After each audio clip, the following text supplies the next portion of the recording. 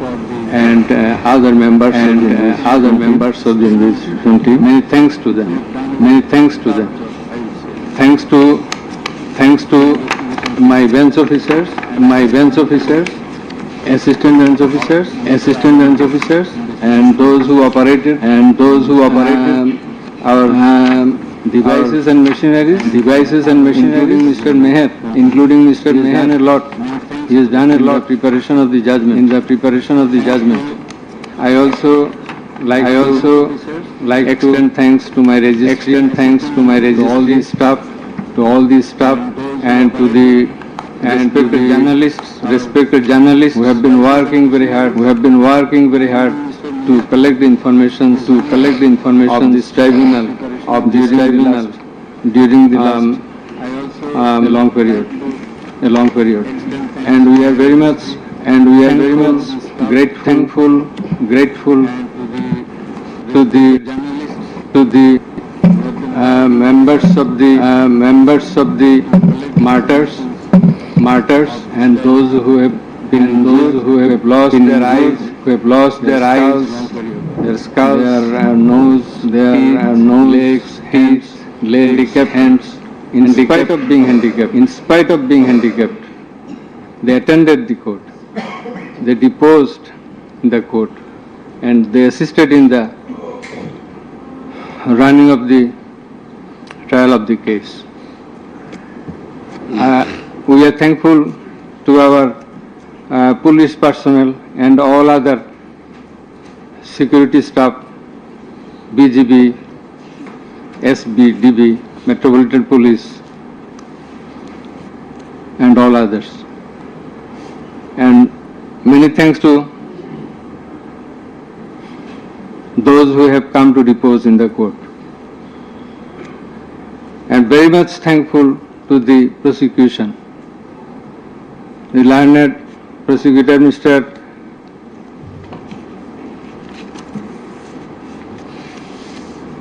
Izanul Islam, Mr. Ghazi Manoharul Hussain. They played a substantial part in the trial. And I will mention the other names of the prosecutors who have also contributed to some extent from time to time during the proceeding of this case. And they are Mr. Sultan Mahmud, Mr. Shahidul Islam Sardar, Mr. Farooq Ahmed, Mr. Abdullah Al Numan, Mr. Abdul Sattar, Mr. Mamun Rashid, MD Hassanul Banna, SM Moinul Karim, Mr. Saikul Mahdi, Mr. Tariq Abdullah, Mr. Saimum Raja, Mr. Tasmirul Islam, Mr. Tanbir Hussain Joha. Our thanks to all our staff, whose names I could not mention by this time. Our heartfelt thanks to the learned Attorney General, who have attended the trial at the inception and at the conclusion. Over and above, our thanks from the core of our heart to Mr. Tajul Islam, the learned Chief Prosecutor, for playing the part of excellence. We are thankful to all others. Thank you all. Now let us say something about, I am sorry, I am very much sorry. Our sincere thanks to the learned defense lawyers, particularly the learned State Defense Lawyer, Mr. Amir Hussain. Many people will say many things, but he has done a lot. And he, in our view, in our estimation, to the best of his possibility, he played the exact role he was supposed to, and that we expected. Thanks to him again. And if anyone is left, sorry that we do not by this time recollect. Our thanks to the Learned Attorney General again for his kind presence. We are sorry for being late because many things are connected in the preparation of the judgment. This is a very big matter. For the last couple of days, we could sleep very little, and we had to work continuously for 10 to 12 hours every day. So, anyway, this is our job, but all of you are waiting. You have participated in many ways. Thanks to you all.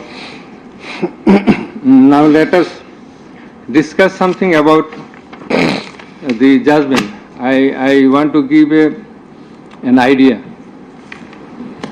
of the judgment. The judgment comprises 453 pages,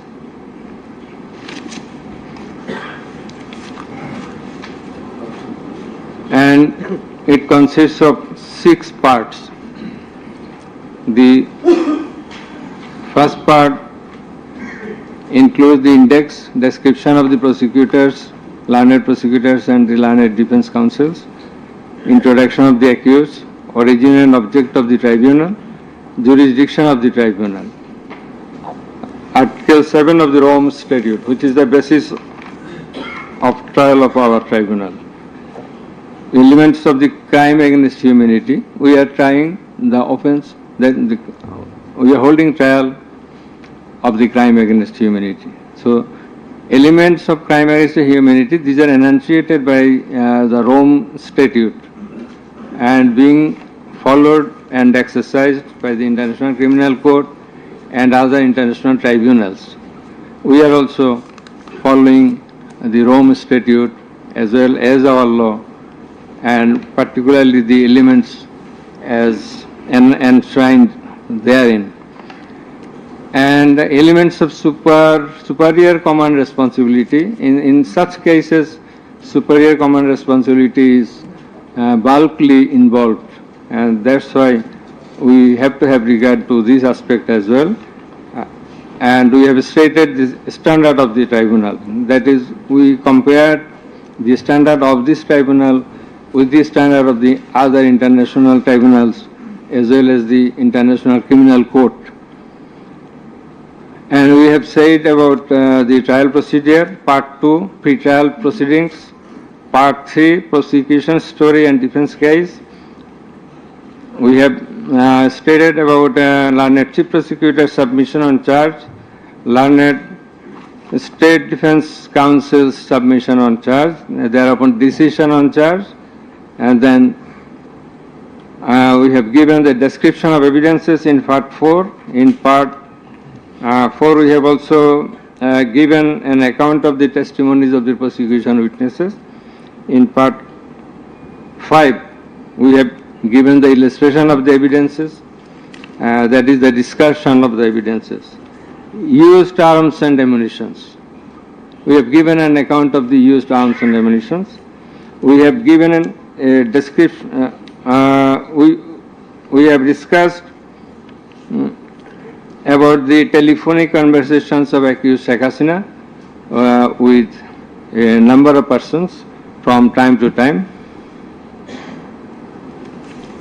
We have discussed and extracted the reports of daily newspapers concerning the issues of this case, reports of United Nations Human Rights Commission, reports of Odhikar, another Human Rights Commission, reports of Human Rights Watch, and Globe Institute, and so on. We have discussed about the videos of the occurrences which have been displayed in the tribunal.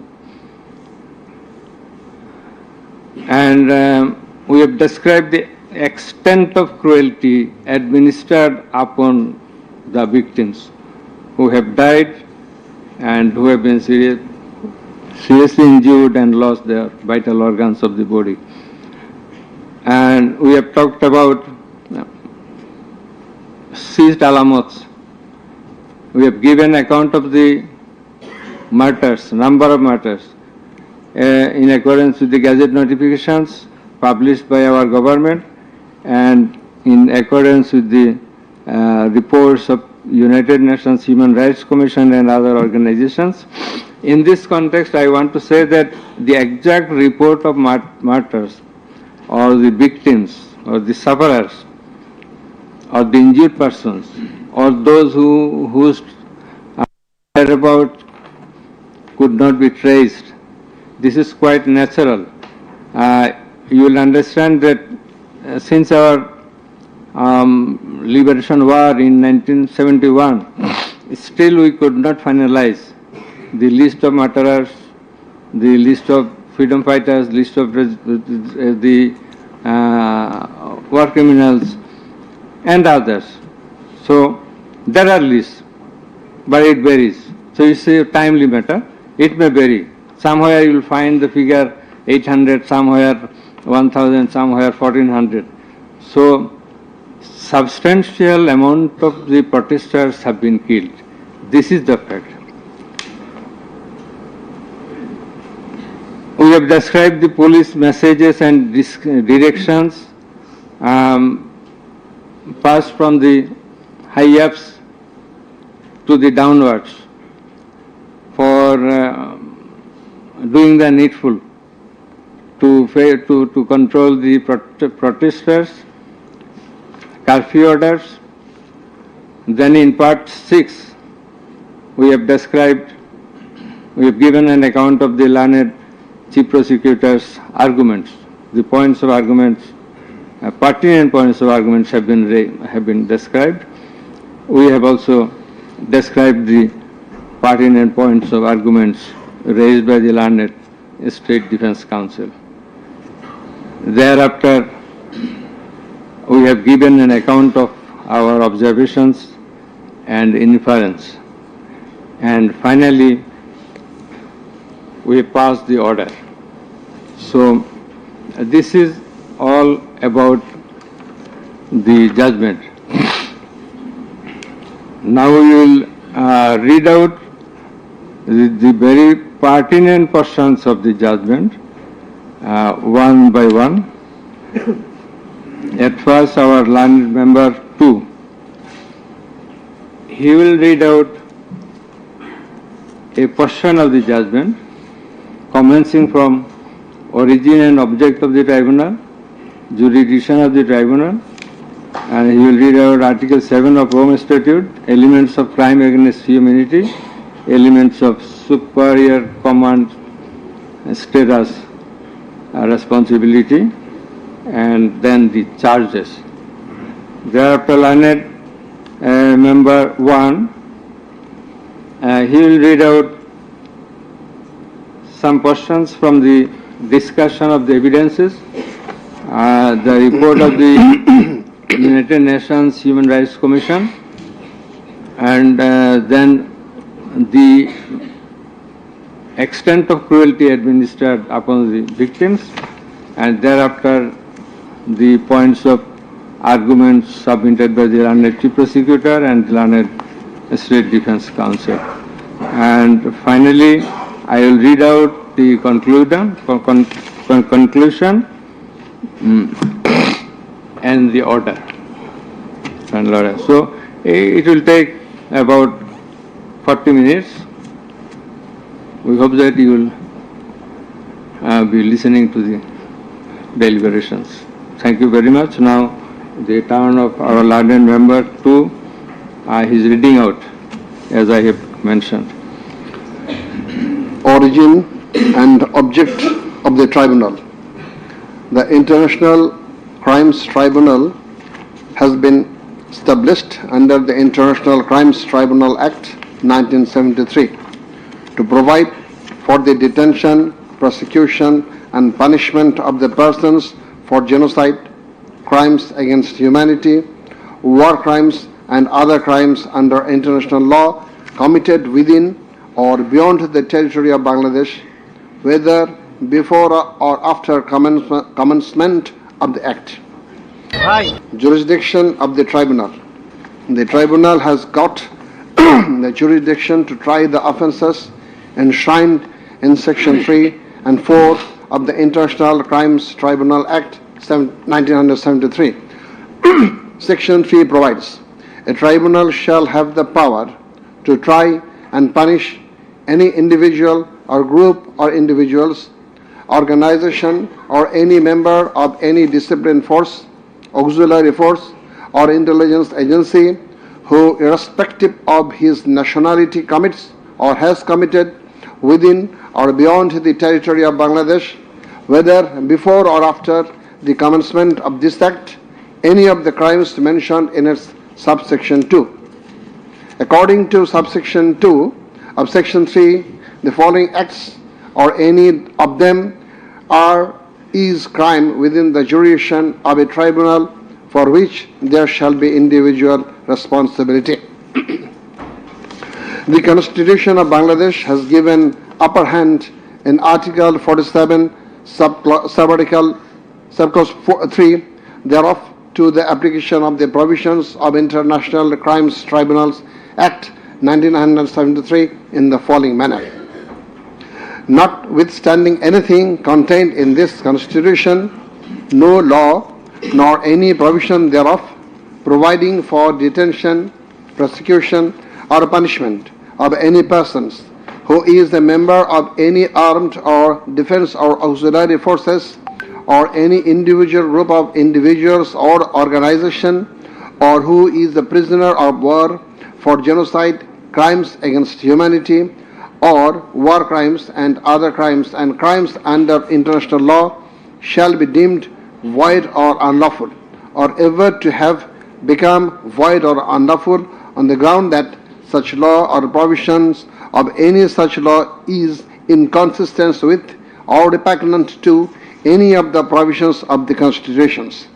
Crime against humanity, namely murder, extermination, enslavement, deportation, imprisonment, abduction, confinement, torture, rape, sexual exploitation, enforced disappearance, human trafficking, sexual slavery, enforced prostitution, forced pregnancy, enforced sterilization or other inhuman acts when committed as part of a widespread or systematic attack direct against any civilian population with knowledge of the attack, or persecutions on political, racial, ethnic or religious grounds, whether or not in violation of the domestic law of the country were perpetrated. Section 4 provides as follows. Any individual or groups of individuals or any member of any disciplined force, auxiliary force or intelligence agency who commits a crime within the jurisdiction of the tribunal shall be responsible and liable for a punishment.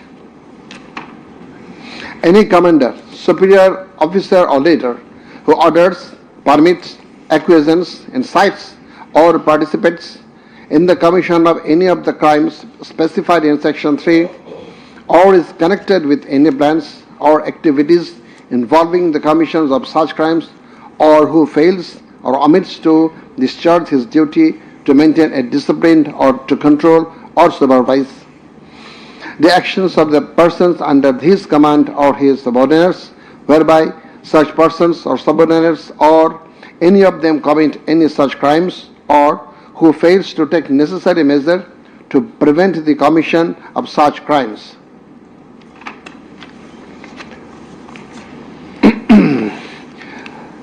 Now, crimes against humanity according to Rome Statute. For the purpose of this statute, crime against humanity means any of the following acts when committed as part of a widespread or systematic attack directed against any civilian population with the knowledge of the attack: A. Murder. I am reading the relevant ones: murder, torture, other inhuman acts of a similar character, intentionally causing great suffering or serious injury to body or to mental or physical health. The core offense in the instant case is the crime against humanity. Thus, we have to see what elements are required to constitute this crime. In Section 4 of the Act, there must be an attack. B. The attack must be widespread or systematic. C. The attack must be targeted a civilian population. D. The attack must be within the knowledge of the superior, or the superior should have known of the attack in order to hold him or her liable for the crime. The superior must have been in the control over the concerned subordinates. Elements of superior command responsibility. From the jurisprudence and eminent from the international crimes tribunals, it is generally agreed that 4 elements must be proven for a person to be held responsible as superior. The elements are: 1. An international crimes must have been perpetrated by someone other than the accused. 2. There existed a superior subordinate relationship between the accused and the perpetrator. 3. The accused as a superior knew or had reason to know that the subordinate was about to commit such crimes or had done so. 4. The accused as a superior failed to take the necessary and reasonable measure to prevent such crimes or punish the perpetrator.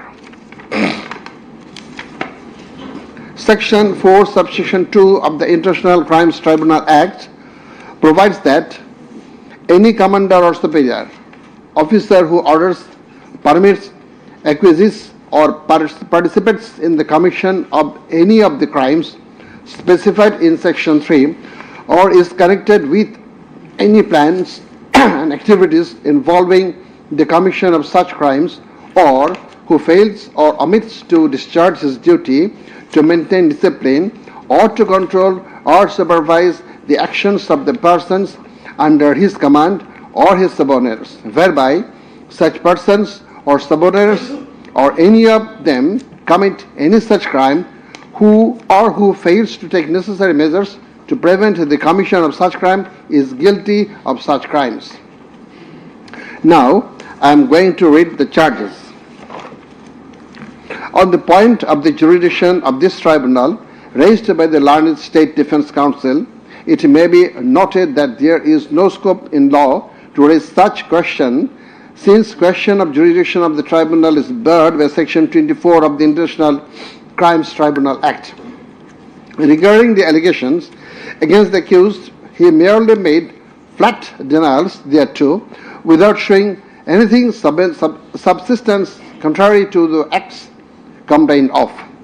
On the other hand, on perusal of the formal charges and the documents submitted therewith, and also in consideration of the submission of the learned Chief Prosecutor and the learned State Defense Council, it has been made to appear to us that there are sufficient grounds for framing charges against the accused under Section 3, subsection 2, read with Section 4 of the Act. On hearing both sides, 5 charges were framed against accused Sheikh Hasina individually, and separate 5 charges were framed against accused Asaduzzaman Khan Kamal and Chaudhry Abdullah Al-Mamun jointly. But on scrutiny of the documents and examination of the witnesses of the tribunal, deems to condign to reshape the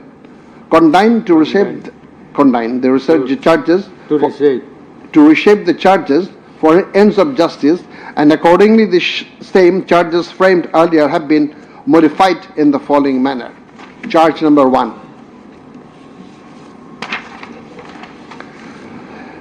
Incitement in order to attack and kill protesting students of Dhaka University and other academic institutions of the country, and also failure to take preventive and punitive measures, and thus killing hundreds and severely injuring thousands of protesters. during July Uprising 2024, commencing on 1st July 2024 and ending on 5th August 2024, accused Sheikh Hasina as the Prime Minister of Bangladesh and the President of the ruling party of Bangladesh, Awami League, as well as 14 Party Alliance, in a press conference on 14/7/24 at Ganabhavan, made the following derogatory remark. মুক্তিযোদ্ধার নাতিপুতিরা চাকরি পাবে না তো কি রাজাকারের নাতিপুতিরা চাকরি পাবে? If the grandchildren of freedom fighters should not get job, should the grandchildren of rajakars get it? Pointing towards the protesters of anti-discrimination student movement while demanding rational reform of quota system in government job, whereby the left defamed and defamed and aggrieved, since Rajakars are considering as collaborators of occupant Pakistan army during liberation war of 71. And thereafter, the term has been being used to stigmatize an individual or group of individuals as enemy of the state of the people. Moreover, in a telephonic conversation with ASM Maksud Kamal, the then Vice Chancellor of Dhaka University, Sheikh Hasina, mentioned that she ordered to hang the protesters as the Rajakars have been hanged before. Furthermore, being incited and inspired by the said remark, Cabinet Minister and Awami League Secretary Obaidul Qadir, separately charged, made another provocative, aggressive remark on 15th July of 2024 at 12 noon, saying, Andolon Domone Chhatroligi Jotheshto. Chhatroligi is enough to bring the movement under control. And as such, the students, female and male, came down to the streets chanting slogans against herself and her party of government. Meanwhile, her subordinates, including the cabinet members, police and other law enforcing agencies, activists of four-party Awami League and its affiliated and allied organization go to incited and inspired of the aforesaid remarks of you and Obaidul Qadir, and thus they launched widespread and systematic attack within your full knowledge upon the peaceful statement protesters in Dhaka University, causing 297 students injured and many others in different educational institutions throughout the country, including Rangpur Begum Rokia University, where Abu Said was brutally shot dead by police.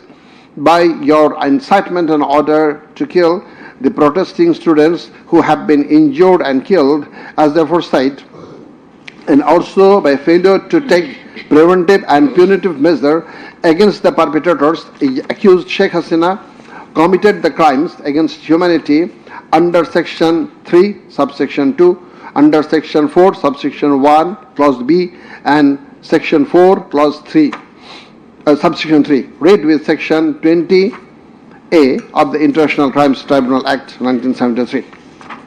Charge number 2. Order to use lethal weapon, drones, and helicopters to kill the protesters and execution of the order. During the July Uprising 2024, accused Sheikh Hasina held a conversation over telephone with Dr. ASM Maksud Kamal, the then Vice Chancellor of Dhaka University, from Ganabhavan on 14th July 2024 at about 11 p.m., wherein she mentioned that she already ordered to kill the protesters like the Rajakars, who have been hanged before. Again, on July 18th, Sheikh Hasina conversed over telephone with Sheikh Fazlanur Taposh, the then Mayor of Dhaka South City Corporation, mentioning that she had already given direction to the law enforcement agencies to use helicopter and lethal weapons to kill and eliminate the peaceful, unarmed civilian protesters, and also ordered them to use drones to locate the protesters. She also told him that she passed orders to arrest and protesters across the country. As a result of above statement, directions, the Home Minister Asaduzzaman Khan Kamal and the Inspector General of Police Chaudhry Abdullah Al Mamun successively implemented the directions through their underlings, that is, law enforcing agencies, by deploying drones and helicopters in the sky, killing about 1,400 protesters, including women and children, indiscriminately and gravely injuring about 25,000 of them throughout the country by using lethal weapons everywhere from 16th July 2024 and helicopters somewhere from 18 July 2024 up to 5th August 2024, and thereby Sheikh Hasina, Asaduzzaman Khan Kamal and Chaudhry Abdullah Al Mamun committed crimes against humanity as a joint criminal enterprise punishable under Section 3, Subsection 2, Clause A, G, H, Section 4, Clause B, C, Section 4, Subsection 3, read with Section 20A of the International Crimes Tribunal Act. Charge number 3, killing 6 protesters at Chankharpur with lethal weapons. The protesters convened a program titled March to Dhaka to be held on 5th August and made a call to the people of all walks throughout the country to march to Dhaka on the scheduled day. People of all spheres began to assemble in Dhaka from every part of the country on August 5th. By incitement, order and inaction of Sheikh Hasina, by abetment and inaction of Home Minister Asaduzzaman Khan Kamal and Inspector General of Police Chaudhry Abdullah Al Mamun, the successive underlings got incited and inspired to kill the protesting students and common people, and thereupon under order, supervision and inaction of accused Asaduzzaman Khan Kamal, Chaudhry Abdullah Al Mamun and the then Dhaka Metropolitan Commissioner DMP Habibur Rahman, Joint Commissioner Police Shudip Kumar Chakraborty, Additional Deputy Commissioner Shah Al Alam Muhammad Akhtarul Islam, Assistant Commissioner Muhammad Imrul and Inspector Muhammad Arshad Hussain, who have been separately prosecuted, successively ordered to commit atrocities to the protesters assembled at Chankharpur of Dhaka and supervised the same, and during such atrocities 6 unarmed protesters, namely Shahriyan Khan Anas, Sheikh Mahdi Hassan Junaid alias Mustaqin, Muhammad Yaqub, Muhammad Rakib Hawladar, Muhammad Ismamul Haq and Manik Mia alias Shahrik were shot dead by Constable Shujan Hussain, Constable Imaj Hussain and Constable Nasirul Islam, who have been separately prosecuted at Chankharpur as part of widespread and systematic attack. The aforesaid killings took place pursuant to the order of Prime Minister Sheikh Hasina, within her full knowledge and under order, supervision and within the knowledge of Home Minister Asaduzzaman Khan Kamal and Inspector General of Police Chaudhry Abdullah Al Mamun, and by such killings they committed crimes against humanity as joint criminal enterprise by order, abetment and inaction to prevent and punish the perpetrators under Section 3, Subsection 2, read with Tribunal Act 1973. So these are now the turn of learned member 1.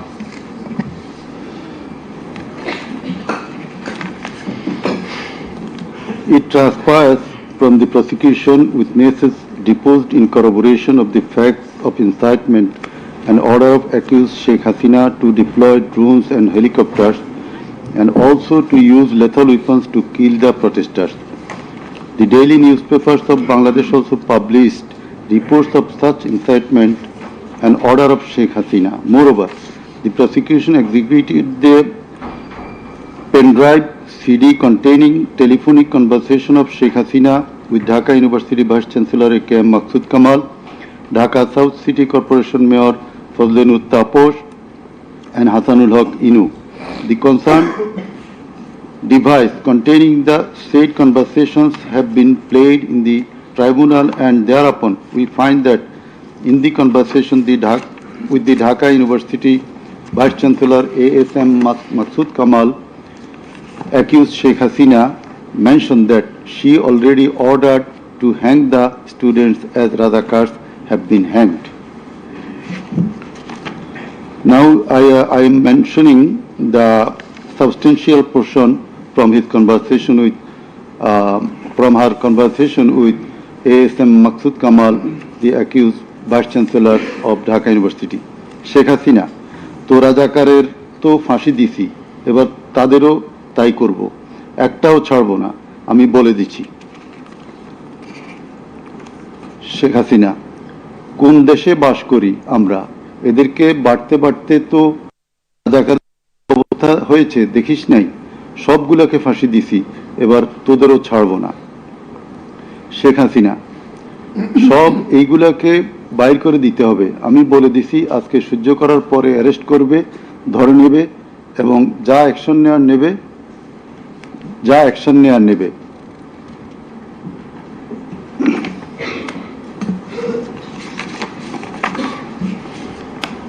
Then it also appears from the conversation with Dhaka South City Corporation Mayor Fazlenur Taposh, accused Sheikh Hasina told him that she ordered to kill the protesting students by using helicopters and lethal weapons. The substantial portion of the conversation is Sheikh Hasina, দরকার নাই, ওটা দরকার নাই, আমি সেনাপ্রধানের সাথে কথা বলেছি, ওরা রেডি থাকবে, ঠিক আছে। এখন তো আমরা অন্য করতেছি, ড্রোন দিয়ে ছবি নিচ্ছি আর হেলিকপ্টারে হচ্ছে মানে কয়েক জায়গায়। তাপস, তাহলে ওই কিছু ছবি দেখে পাকড়াও করা যায় না তাদের রাতের মধ্যে? শেখ হাসিনা, সবগুলিকে অ্যারেস্ট করতে বলেছি রাত্রে। তাপস, হ্যাঁ, পাকড়াও করলে ওদেরকে। শেখ হাসিনা, না, ওটা বলা হয়ে গেছে, ওটা নিয়ে র্যাব, ডিজিএফআই, এনএসআই সবাইকে বলা হয়েছে যে যেখান থেকে যে কয়টা পারবা ধইরা ফেলো। তাপস, জি। শেখ হাসিনা, ওটা বলা আছে, আর এখানে গ্যাদারিং দেখবে সেখানে, আর যেখানে গ্যাদারিং দেখবে সেখানে ওই উপর থেকে করাচ্ছি, অলরেডি শুরু হয়েছে কয়েকটা জায়গায়। তাপস, জি। শেখ হাসিনা, আমার নির্দেশনা দেয়া আছে, ওপেন নির্দেশনা দিয়ে দিছি, এখন লেথাল উইপন ব্যবহার করবে, যেখানে পাবে সোজা গুলি করবে। তাপস, জি জি। শেখ হাসিনা, না পড়াইয়া দিছে, মেশিনপত্র সব পুড়ে গেছে, আমি বলছি যা পড়াতে, ও আমাদের সেতু ভবন পড়াইছে। তাপস, জি, ওরা রাতে মনে হয় আরো ব্যাপক আক্রমণ করবে।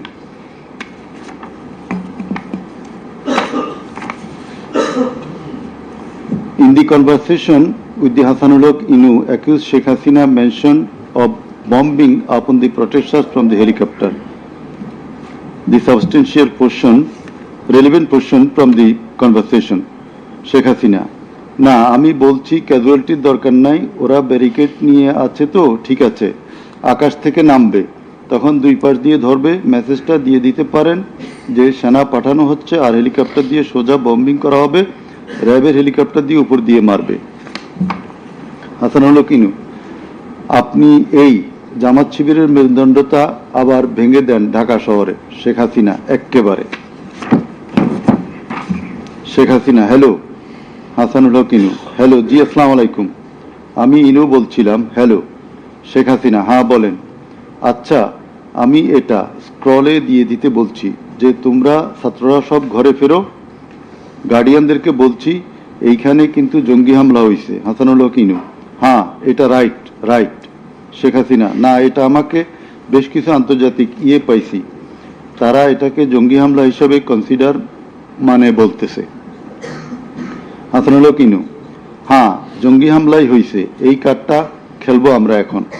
শেখ হাসিনা, না, কার্ড খেলা না, এটা আমি আগে করি নাই, কিন্তু আমাকে আন্তর্জাতিক সংস্থা থেকে মেসেজটা দিচ্ছে যে এটা জঙ্গি হামলা। হাসানুল ইনু, জঙ্গি সন্ত্রাসের মোকাবিলা করছে এখন সরকার। শেখ হাসিনা, তারা আমাকে এটাই বলছে যে এটা জঙ্গি হামলা, দিয়ে দিব পেপারে।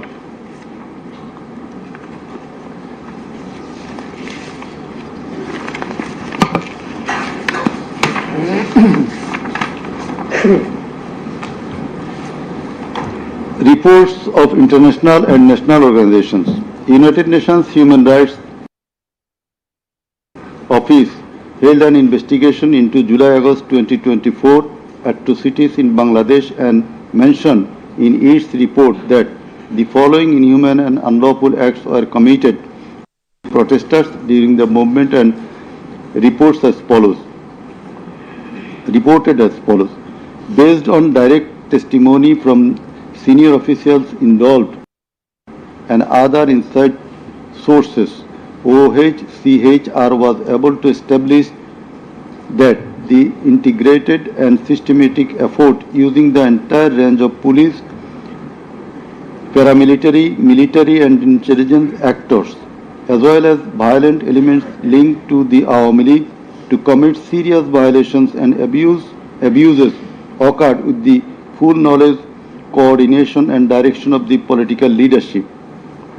The then Prime Minister and Home Affairs Minister led parallel efforts to coordinate the security and intelligence apparatus.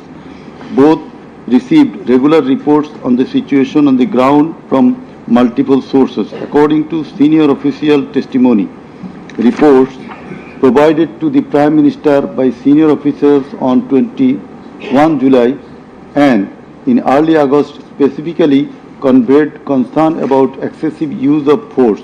Both political leaders and the leadership of Bangladesh Police and the Army also carried out site visits that would have provided them direct personal knowledge of violations that had taken place or were ongoing. Furthermore, the political leadership issued direct orders and other directives authorizing and guiding operations by BGB, RAB, DGRI, the Bangladesh Police and its detective branch that involved serious violations of human rights against protesters and other civilians, including extrajudicial killings and arbitrary detention. Based on reported deaths complied by governmental and non-governmental sources in combination with other available evidence, OHCHR assesses that as many as 1,400 people could have been killed during the protests. The vast majority of whom were killed by military rifles and shotguns loaded with lethal metal pellets commonly used by Bangladesh's security forces. Thousands more suffered severe, often life-altering injuries. More than 11,700 people were arrested and detained, according to the information from the police and RAB provided to OHCHR. Government attempted to intimidate and delegitimate the student protest movement, mobilized of Chhatra League, police and paramilitary forces, materialize of policing in Bangladesh, incited violence by armed Awami League and activists on and around university premises, conducted coordinated attacks by armed Awami League supporters and the police, use of force violations by police, RAB and BGB, including extrajudicial killing, like killing Abu Said of Begum Ruqya University, Rangpur, 16 July, made systematic, indiscriminate use of shotguns loaded with lethal ammunition, suppressed peaceful assembly at Dhaka University on 17 July. Police, RAB and BGB extrajudicially killed protesters in Uttara on 18 July. Disproportionate and indiscriminate use of firearms in response to violent unrest, indiscriminately shooting in Rampura and Badda by BGB and police on July 19. Violently cleared the Dhaka-Chattogram highway in Jatrabari on between 16 to 21 July. Extrajudicial killings to suppress the march to Dhaka on August 5 involved the army, who shot at protesters at Jamuna Future Park on 5th August 2024, used helicopter to intimidate and deploy possibly unlawful force obstructed of medical care and denied necessary medical documentation, obstructed medical treatment of victim Sheikh Asabul Yamin, shot by police, caused mass arbitrary arrests, detention without due process, and torture and ill treatment, caused block raids and mass arrests, including injured persons. Students and opposition leaders attacked journalists, children, and women, and caused unjustified shutdown of internet. In the said report, Mr. Volker Turk, the High Commissioner of Human Rights Office of United Nations, that the atrocities committed in July Revolution 2024 in Bangladesh was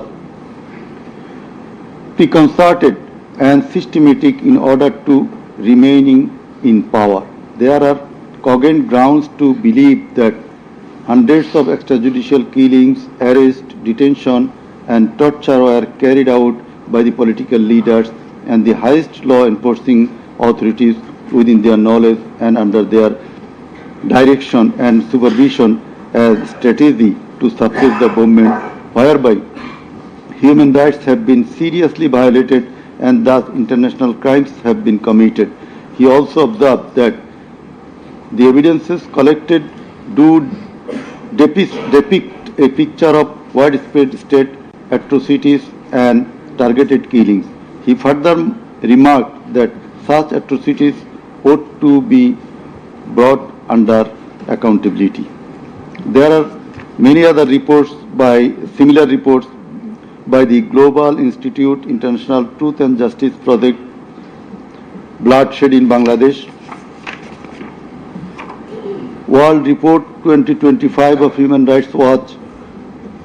Then we are going to videos of the occurrences. It appears from the Caesar list contained in Volume 4, captions, Caesar list, and documentary evidence that a good number of videos of the alleged occurrences have been seized by the investigating officer, which are described below. Number 1. A video of 1 hour 23 minutes and 5 seconds showing a press conference dated 14 July 2024 of accused Sheikh Hasina after her return from China, in which she, in answer to a question of one journalist, angrily remarked, pointing towards the protesting students, মুক্তিযুদ্ধের বিরুদ্ধে আর মুক্তিযোদ্ধার বিরুদ্ধে এত ক্ষোভ কেন? মুক্তিযোদ্ধাদের নাতিপুতিরা চাকরি পাবে না তো কি রাজাকারের নাতিপুতিরা পাবে? Number 2, a video of 35 seconds dated 15 July 2024 showing protest of the agitated students of Dhaka University at midnight against the remark of Sheikh Hasina made in the press conference dated 14 July 2024 pointing towards the protesting students. Number 3, a video showing the remark Rajakarder jawab debe Chhatrolig. Number 4, a video of 1 minute 5 seconds which shows attack upon the students of Kota movement by Bangladesh Chhatrolig leaders and activists on 15 July 2024 at night. A video which shows that Prime Minister Sheikh Hasina, while visiting damaged metro rail station on 26 July 2024, defended her previous comment in the press conference dated 14 July 2024. Number 6, a video showing Prime Minister Sheikh Hasina in course of her deliberation in a function of Jubo Mohila League held in July 2024 commented that the Kota movement was illogical and also commented Jamaat Shibir Manusher Jatna. Number 7, a video showing some adverse remark of Sheikh Hasina against the female students of Rokeya Hall of Dhaka University meeting at her office on 15 July 2024. A video showing how Sheikh Hasina asked Delhi to attack Dhaka. A video shows the scenario of how protesting student Mugdho was shot dead in the July movement. This video was broadcast by YouTube channel named Narrative Bangladesh on 19 April 2025. A video which shows the scene of shooting a young person named Ridoy by police in the July movement. This video was broadcast by YouTube channel named International Truth and Justice Project on 15 January 2025. A video named Jatrabari Evidence of a Massacre Bangla, showing the scenarios of killing and torturing some participants of the movement. This video was broadcast by International Truth and Justice Project YouTube channel on 14 January 2025. A video showing the scene of carrying bullet-stricken young man named Nafiz at farm gate of Dhaka. This video was broadcasted in Jamuna TV YouTube channel on 14 August 2024. A video showing how movement participant Khokon Chandra Borman was injured with gunshot in his face. It appears that the whole face, including mouth, nose and eyes of Khokon Chandra Borman have been completely disfigured. This victim deposed in the tribunal as PW number 1. A video titled নির্মম 19 জুলাই শতাধিক লাশ হাজারো গুলিবিদ্ধ রক্তের জন্য হাহাকার DMC 19. A video titled RAB helicopter attacked Kota Andolon 2024, showing operation upon the protesters from RAB helicopters at different parts of Dhaka in July 2024. A video showing how protester Imam Hassan Taim Bhuiya was shot dead at Jatrabari, Dhaka. 4 videos in a pen drive showing the passing of order by DMP Commissioner Habibur Rahman to the subordinate, asking them to shoot the protesters below waist. A number of videos showing shooting upon the protesting people from helicopter. A video showing the scene of burning the dead bodies of protesting students and common people by police at Ashulia, Dhaka on 4th August 2025 during the July movement. A video showing the scene of Abu Said, a coordinator of July movement 24, being shot multiple times by police at a close range with lethal weapon. A video showing the scene of a dead body of protester Asabul Yamin being thrown from APC armed personnel carrier by police. A video which showing the accused Home Minister Asaduzzaman Khan Kamal defending the use of lethal weapon by police. Extent of cruelty. It transpires from the evidences that cruelty of the extreme level was administered upon the dead and injured protesters. Police and activists of Awami League, Chhatra League and Jubo League blocked the entrance and exit of ambulances carrying the injuring protesters. Hospitals were asked not to give admission to the injured protesters.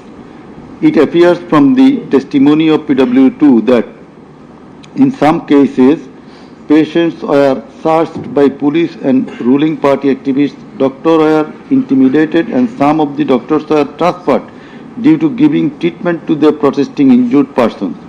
PW3 Parveen deposed that she found an injured young man shouting, save me, under Jatrabari flyover. Blood was coming out from both of his eyes. Parveen pulled him up and put him on her shoulder and looking for a rickshaw. And then 14 to 15 armed police shot them. The injured man, being hit by bullets, fell down from her shoulder. They also shot PW Parveen at her left eye, lower abdomen and other parts of the body. Blood was gushing out of her body and thus she fell down. Coordinator of the movement, Abu Said of Begum Ruqayya University, Rangpur, was shot at a close range. Doctors were forced to change his post-mortem report 5 times. PW8 Naim Chikdar was shot at a close distance of 5 meters. He was hit by 500 bullets and 3 hospitals refused to admit him, apprising that Prime Minister Sheikh Hasina instructed to refuse admission to the protesting patients. PW8 also said that Chhatra League activists were searching him and as such he was hidden in separate room by the doctors. It is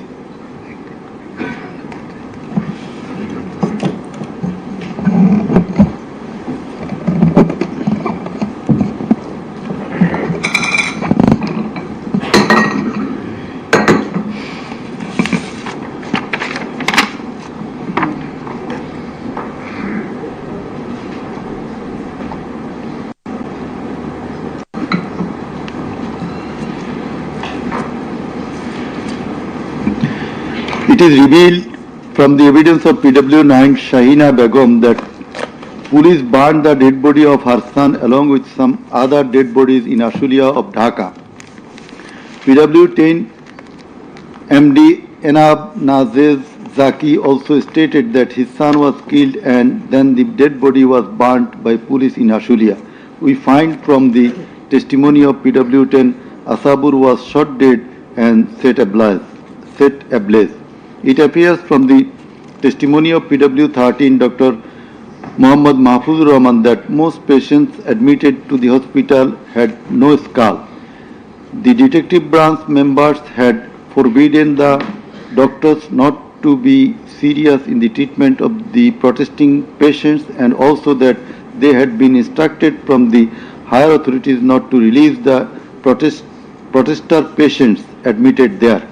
The patients were mostly aged 13 to 30 years. The DB also asked the doctors not to admit any more patients injured in the movement.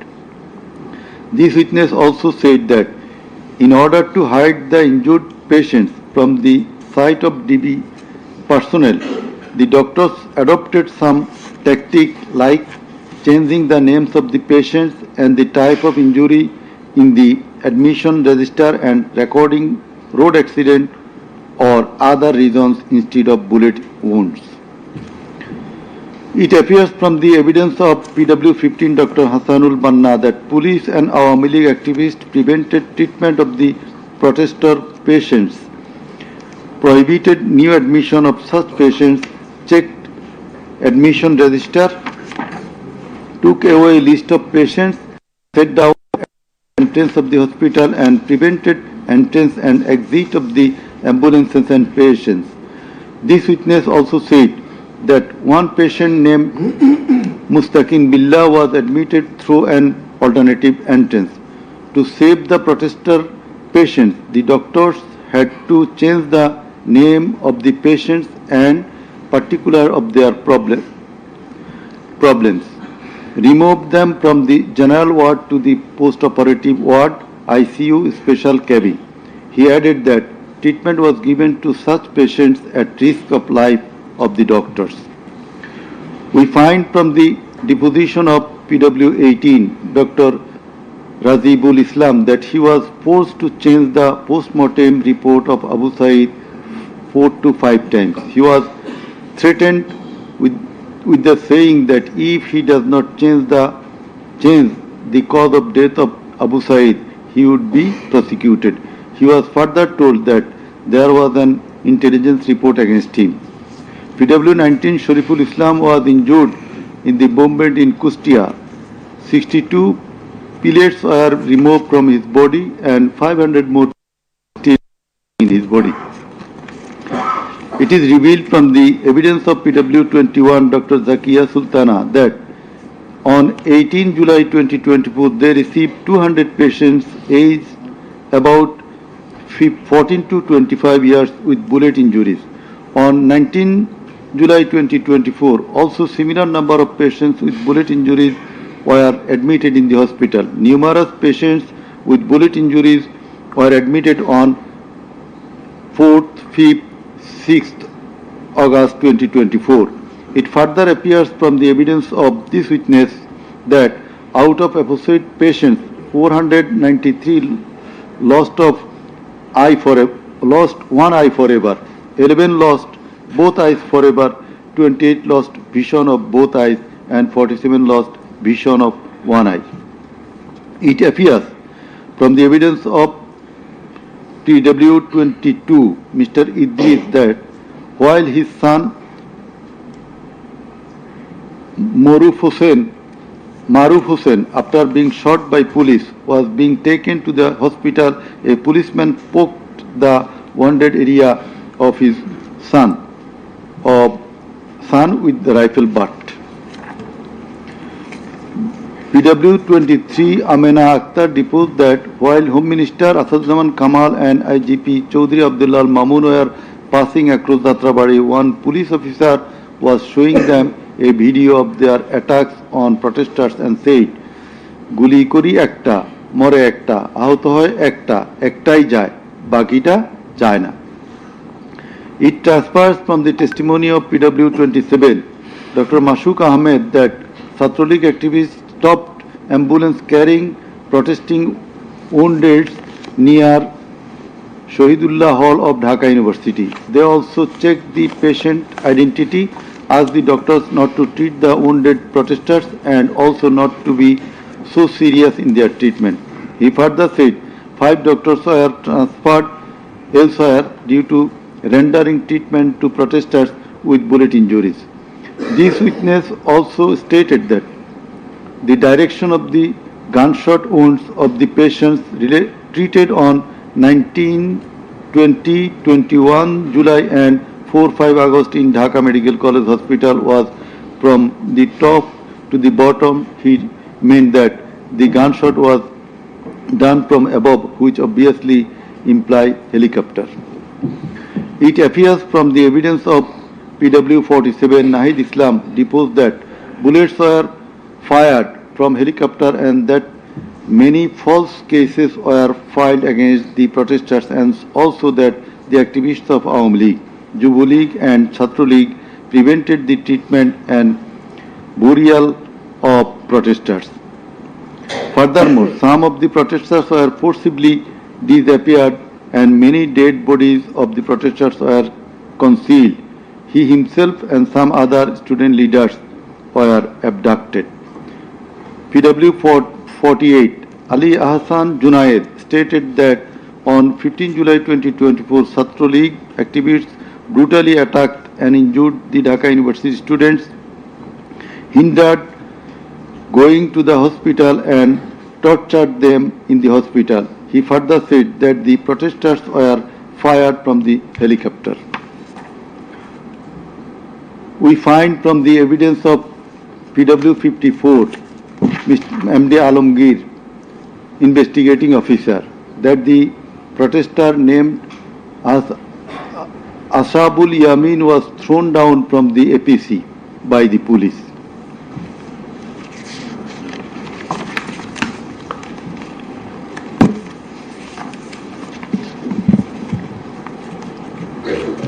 Summing up by the learned Chief Prosecutor. The learned Chief Prosecutor advanced argument on conclusion of the testimonies of the prosecution witnesses. He submitted that the instant case is an unprecedented and unexceptional one in the history of this subcontinent. After achieving independence in 1971, the people of the country had a great expectation and belief that all sorts of sufferings, poverty, tyranny and high-handedness of the government and the mighty quarters would come to an end and people would enjoy liberty, happiness and all fundamental rights, but all these have been doomed to ashes. The learned prosecutor dubbed the ruling party Awami League as fascist ab initio. From the very inception of independent Bangladesh, the Awami League government concentrated to perpetuate its power by way of exploitation, torture, killing, abduction, denial of democracy and fundamental rights of the people, freedom of press and speech, as well as social justice, and thereupon established dictatorship by forming Bakshal. The then Awami League government led by Sheikh Mujibur Rahman planned in connivance with a neighboring country to weaken and abolish our glorious army and thus formed Rakhi Bahini, an armed organized parallel to the army. In the like way, after coming to the power in 2008, accused Sheikh Hasina's government committed the same acts like torture, abduction, killing, false prosecution, imprisoning, confinement, enforced disappearances, so dominated judiciary, restricted the freedom of press and freedom of speech. Sheikh Hasina oppressed the critics, writers, journalists, members of civil societies, lawyers and judges and ousted many of them from the country.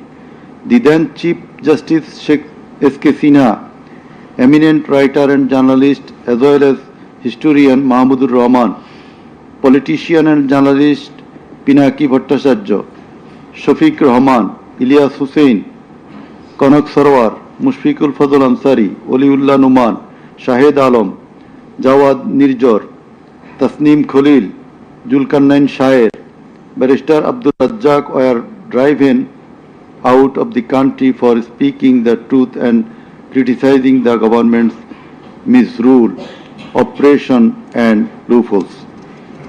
In 2008, with Sheikh Hasina's conspiracy as that of her father, 57 senior army officers, while an deputation in Bangladesh Border Guard, that is BGB, were killed in an official congregation of Pilkhana BGB headquarters by the Awami League leaders and loyal army officers. Thereafter no action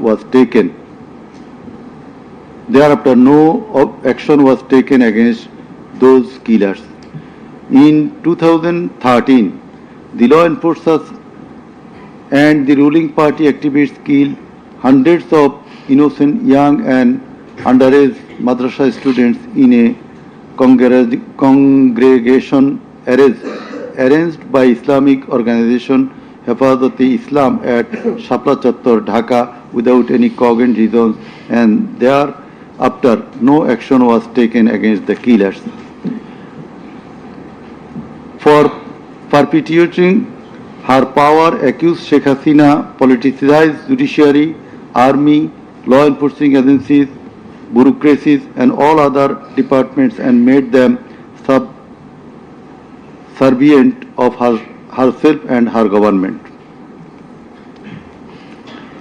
With the ulterior motive of remaining in power for long, Sheikh Hasina obtaining a verdict from the court given by her loyal judges headed by Chief Justice A.B.M. Khairul Haq, now in jail, abolished the most popular and well-settled electoral system under caretaker government, held an expert election in 2014, ignoring the participation and demands of the opposition parties, and in that election 153 candidates of the ruling party Awami League were elected without any vote.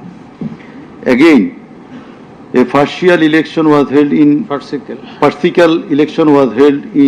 2018, in which ballot boxes were filled up in the night preceding the day of election, without carrying the demands of the opposition parties for holding election by a caretaker government for the sake of security, fairness and transparency. Accused Sheikh Hasina held another farcical ex-party election known as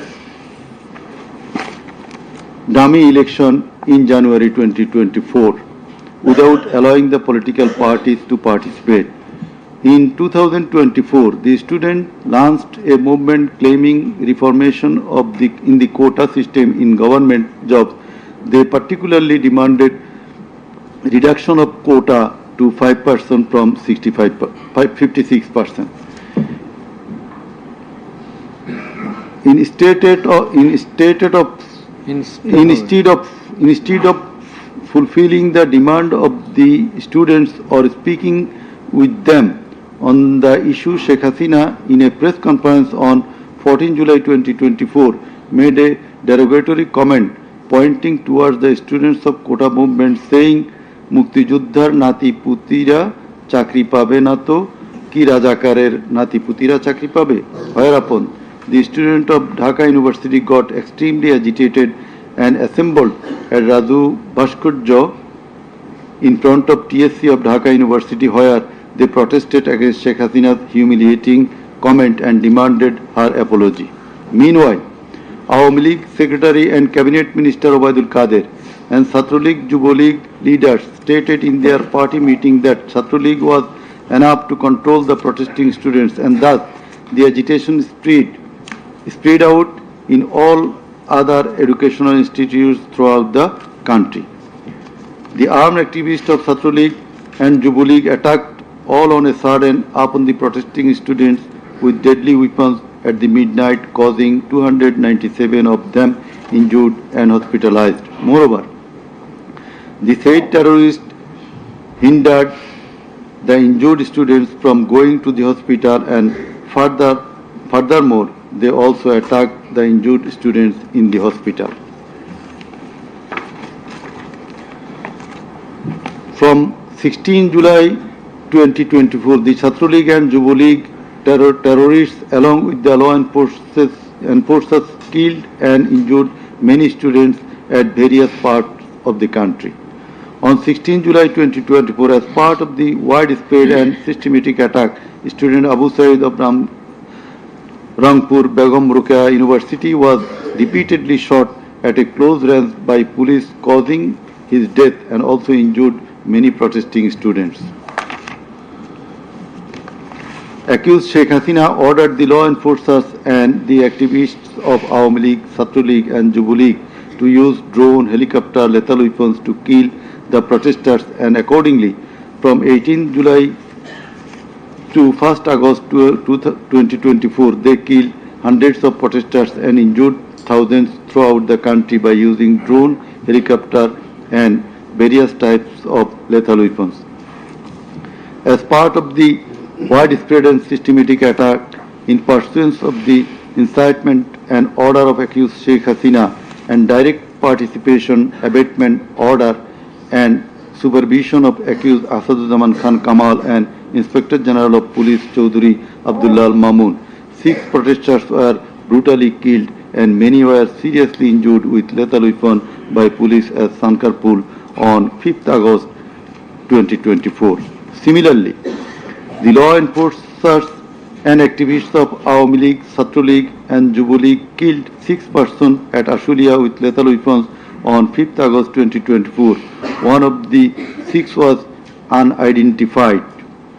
After being shot dead, police inhumanly burned the dead bodies. Before being burned, the dead body, unidentified protesters was alive.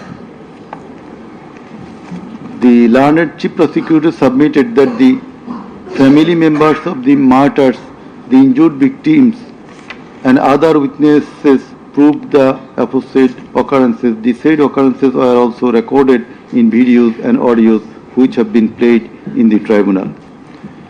The conversations recorded in DVD, CD and the videos of the occurrences have been examined by the CID experts, who found that the said conversations and videos are not generated by artificial intelligence. In addition to the incitement, order, participation of the accused in the alleged atrocities, the accused are liable for their abstention from taking measures for the prevention of the same or taking any punitive measures against the doers thereof. Being the Prime Minister, accused Sheikh Hasina was the Supreme Commander of the law enforcing agencies, inclusive of the Home Minister and the Inspector General of Police, and as such, the crimes against humanity in question could not take place without the involvement, express or tacit of them. The learned chief prosecutor added that the movement of the students continued for 36 days, during which, as stated herein before, hundreds of protesting students and common people were killed and thousands were seriously injured, most of whom became permanently handicapped and blind, but accused Prime Minister Sheikh Hasina and the other accused and none of the government authorities or the leaders of the ruling party Awami League expressed concern or remorse for such atrocities so far.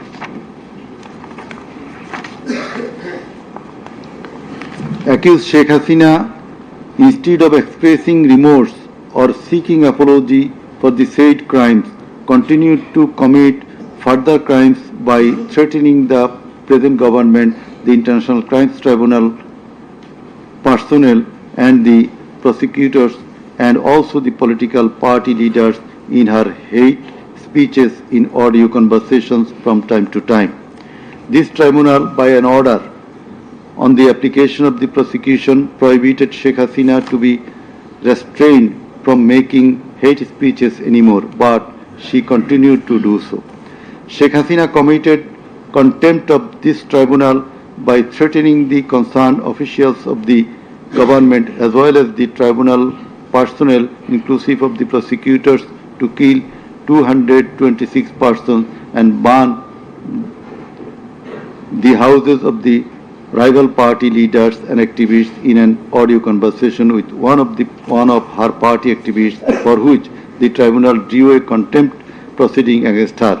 In the said proceeding, the tribunal convicted Sheikh Hasina and sentenced her with 6 months imprisonment.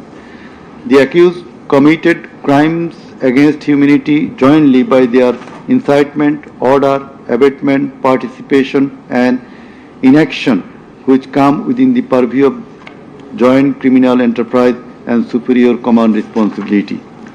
The authorities in question were widespread and systematic and was atrocities. The atrocities in question were widespread and systematic, and it was directed against the civilian population.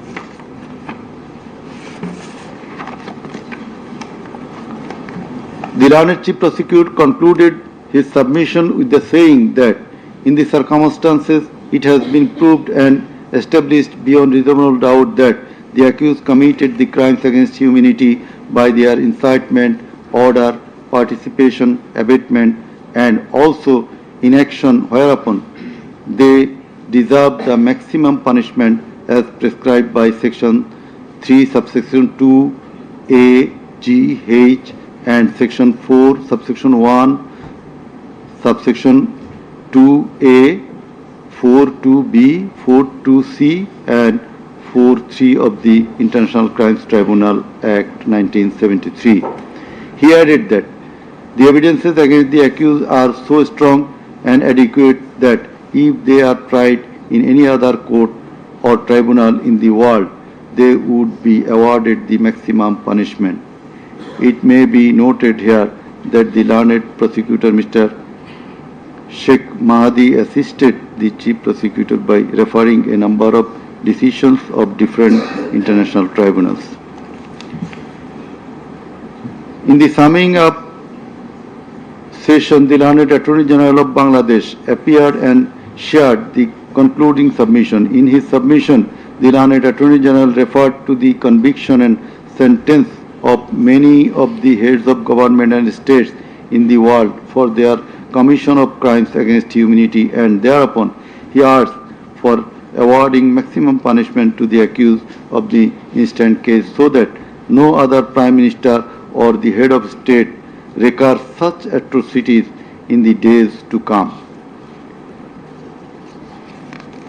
Summing up by the learned State Defence, Mr. Amir Hussain, the learned State Defence Council argued that accused Sheikh Hasina and Asaduzzaman Kamal are quite innocent. The accused did not incite or order or participate or abet the commission of the crimes against humanity in question. The trial itself against the accused under the International Crimes Tribunal Act 1973 is unlawful since The act was passed for the purpose of trial of the persons who committed genocide in 1971. Allegedly, the atrocities spread throughout the country, but the prosecution failed to examine witnesses of all the districts where atrocities took place. The Learned Defense Council submitted that no helicopter was used to kill the protesting students and public in the July-August movement 2024. The audio conversations in question have not been duly examined by the experts. Although the audios have been examined by CID, the same should have been examined by some more experts. He questioned the prosecution's claim as to the number of the deaths and injured. He stated that although the prosecution claimed that 1,500 protesters died and 25,000 injured, but the Gazette notifications of the government shows the number of dead protesters as about 800.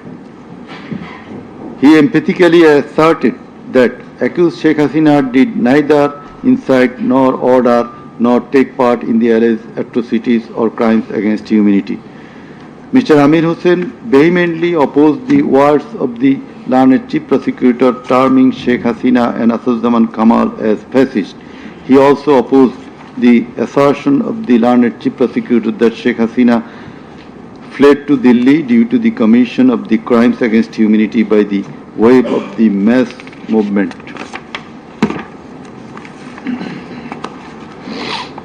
Rather, she was compelled to depart the country against her will. The Learned State Defense Council argued that the attack in question was neither widespread nor systematic nor directed against the civilian population. The Learned State Defense Council further submitted that the accused Sheikh Hasina and Assaduzzahman Khan Kamal cannot be held liable for joint criminal enterprise or superior command responsibility. He finally submitted that accused Sheikh Hasina and Assaduzzahman Khan Kamal are quite innocent and as such they deserve to be acquitted of the charges. Now, the Honorable Chairman of the Tribunal, Mr. Justice Ghulam Murtuza Chaudhary, will read out the final portion of the judgment, including the observation. Thank you. Thank you.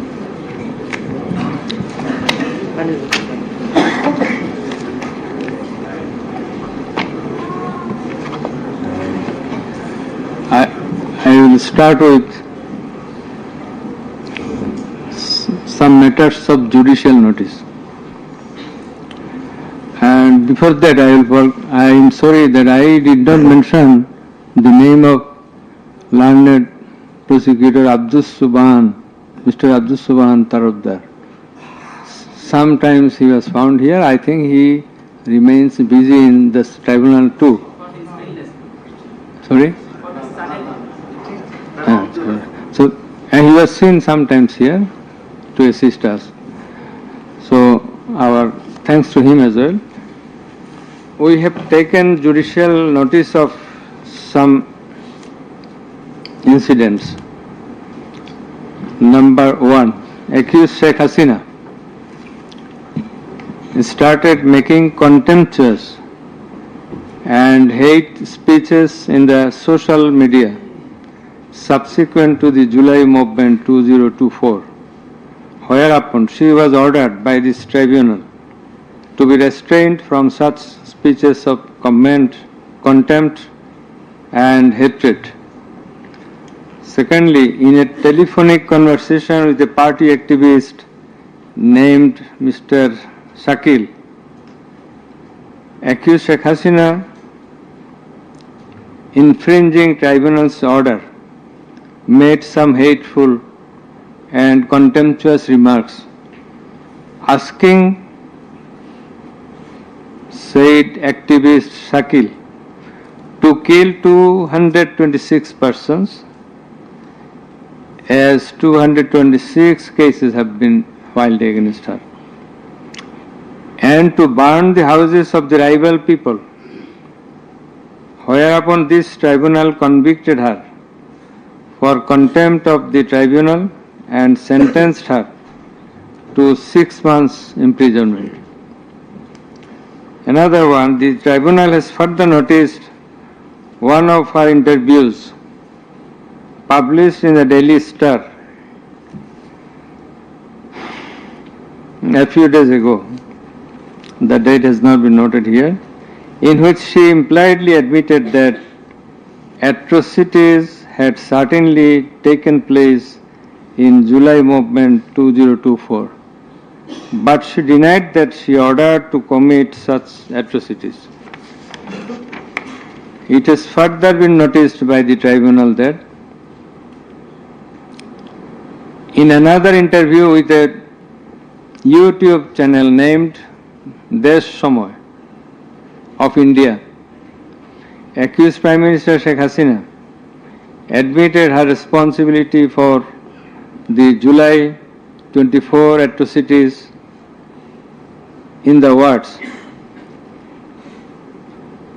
within quotation, as the leader of the country, I assume ultimate leadership responsibility. Furthermore, we have noticed that Sheikh Hasina made an interview with Delhi Anandabazar of India on 7 November 25, wherein she admitted her superior command responsibility. So you may find the newspapers. Now I will start with our observations and inference. From the foregoing findings, facts and circumstances, it transpires that the students of Dhaka University and other academic institutions had launched a movement on 1 July 2024 demanding reformation in the quota system in the government jobs and continued the same till 5 August 2024. The government did not pay heed to the demands of the students.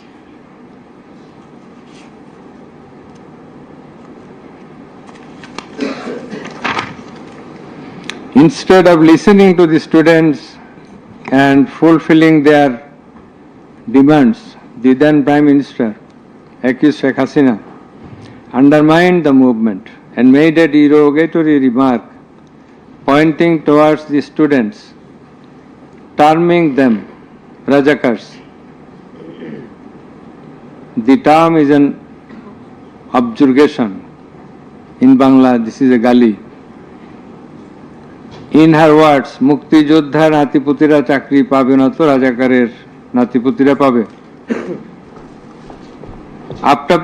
As the aftermath of aforesaid objurgation and the derogatory remark of accused Sheikh Hasina, the students, including female students who were at the forefront of Dhaka University, burst into a rage and assembled at the Raju Bhaskarya in front of TSC of Dhaka University and vehemently protested against the said objurgation and defamatory words of Sheikh Hasina, and also demanded her apology and withdrawal of the said words. In the night following 14 July 2024, accused Sheikh Hasina held a telephonic conversation with Dhaka University Vice Chancellor ASM Maksud Kamal, and in course of the conversation, Sheikh Hasina said, রাজাকারদের তো ফাঁসি দিয়েছি, এবার তোদেরও তাই করব, একটাও ছাড়ব না, আমি বলে দিচ্ছি। Rajakars have been hanged, now they also will be hanged, none will be spared, I have already ordered. This is the translation. She again said, রাজাকারদের কি অবস্থা হয়েছে দেখিস নাই, সবগুলোকে ফাঁসি দিছি, এইবার তোদেরও ছাড়ব না। In the said conversation, Sheikh Hasina further said,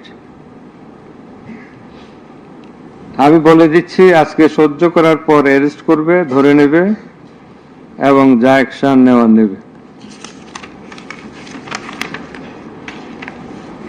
And it is crystal clear that Sheikh Hasina expressed her incitement to the activists of her party Awami League and affiliates Chhatra League and Yuva League, and also gave provocation to the protesters, and furthermore she expressed that she ordered to kill and eliminate the protesting students. The concerned pen drive CD containing the above conversation as well as the transcript thereof have been submitted in the tribunal. In addition to the above, on 15/7/2024, Awami League Secretary and Cabinet Minister Ubaidul Qadir made another provocative remark, saying, "Andolon domane Chhatra League যথেষ্ট. Chhatra League is enough to control the movement." Whereupon the protesting students of Dhaka University burst into anger and vehemently protested against Sheikh Hasina, Ubaidul Qadir and the government. The activists of Chhatra League, Yuva League attacked the protesting students with various deadly weapons and severely injured hundreds of them, whereupon they had to be hospitalized. The attackers impeded the injured students proceeding to the hospital and also impeded their treatment. Moreover, the attackers made further attacks upon the students undergoing treatment in the hospital. In consequence of the above noted incitements of Sheikh Hasina, in the press conference on 14 July 2024, her order to kill them, as revealed in her conversation on the following night with Dhaka University Vice Chancellor, and also the provocative and aggressive remark of Awami League Secretary Ubaidul Qadir, the law enforcers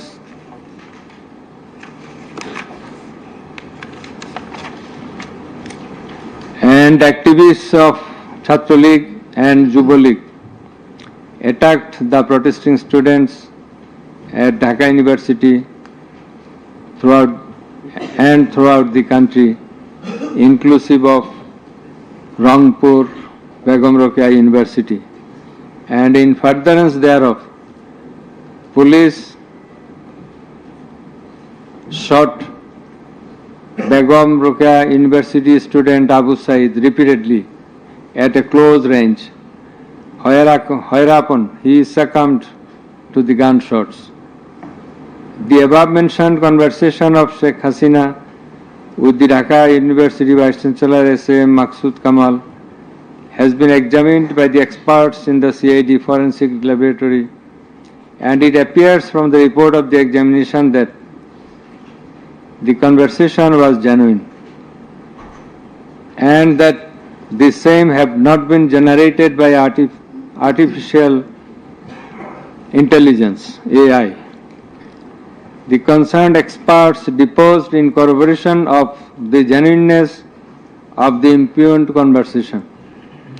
Furthermore, we find support of such conversation in the reports of daily newspapers. In addition to the above, the concerned CD, pen drive containing the conversations has been played in the courtroom in course of the proceeding, and thereupon the conversation seemed to be genuine. The remarks of Sheikh Hasina in the press conference on 14/7/24 has been watched by many people in the television channel and social media. Almost all the witnesses, while deposing in the tribunal, mentioned that they watched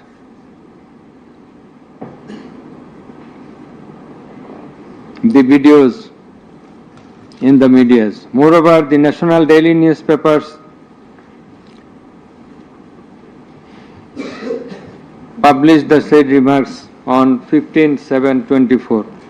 The remark of Obaidul Qadir was published in the news, it's a repetition, over and above said inciting remark and killing and order of killing by Sheikh Hasina and the provocative remark of Obaidul Qadir have not been denied by them. Although State Defence Council, the learned State Defence Council for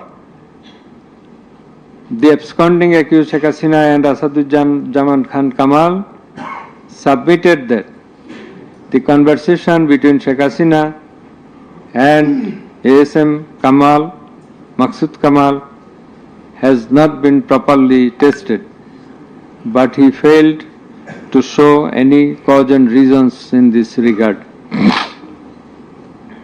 The prosecution witnesses proved the attack upon the Dhaka University students by the activists of Awami League, Chhatra League and Yuva League following the incitement and Sheikh Hasina's order of killing, as well as the provocative remark of Obaidul Qadir. Sheikh Hasina ordered the law enforcing agencies to use drone for locating the congregating protesters and thus to use helicopter and lethal weapons to kill them. Such order has been disclosed by Sheikh Hasina in her telephonic conversation on 18/7/2024 with Dhaka South City Corporation Mayor Fazle Noor Taposh, as it has been read beforehand, and also with Hasanul Haq Ino.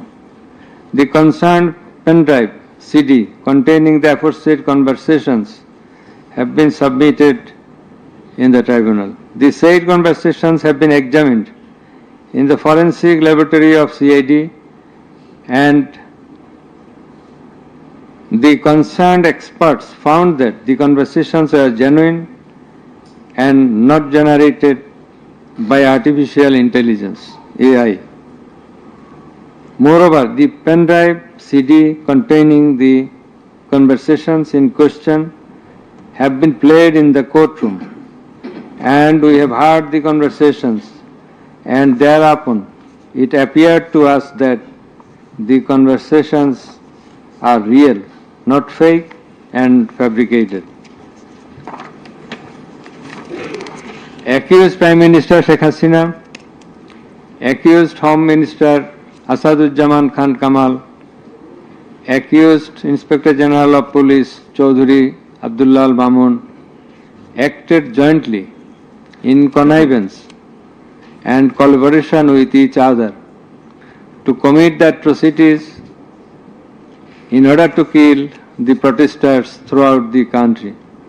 It has been disclosed by Chaudhry Abdullah Al Mamun in his testimony that a core committee consisting of Home Secretary Jahangir, Additional Home Secretary Political Mr. Tipu Sultan, Additional Secretary Reza Mustafa, SB Chief Monirul Islam, DB Chief Harun Rashid, RAB DG Barrister Harun Rashid, DMP Commissioner Habibur Rahman, DG of BGB Major General AKM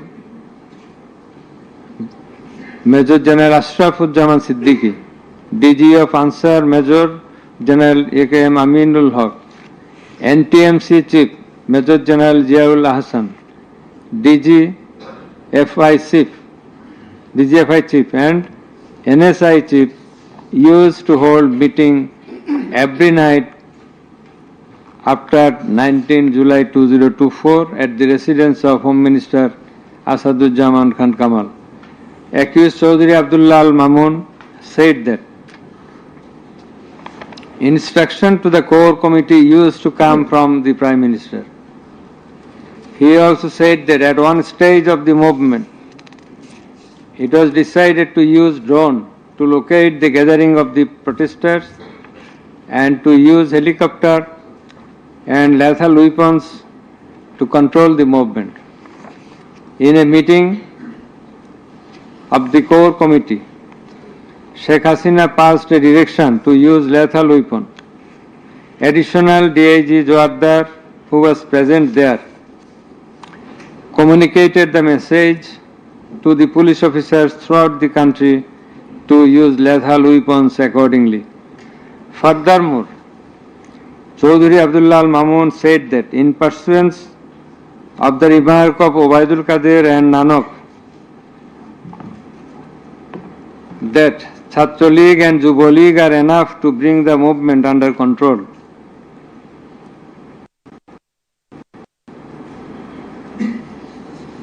He further said that following such remarks, activists of Chhatra League and Yuva League attacked the students of Dhaka University.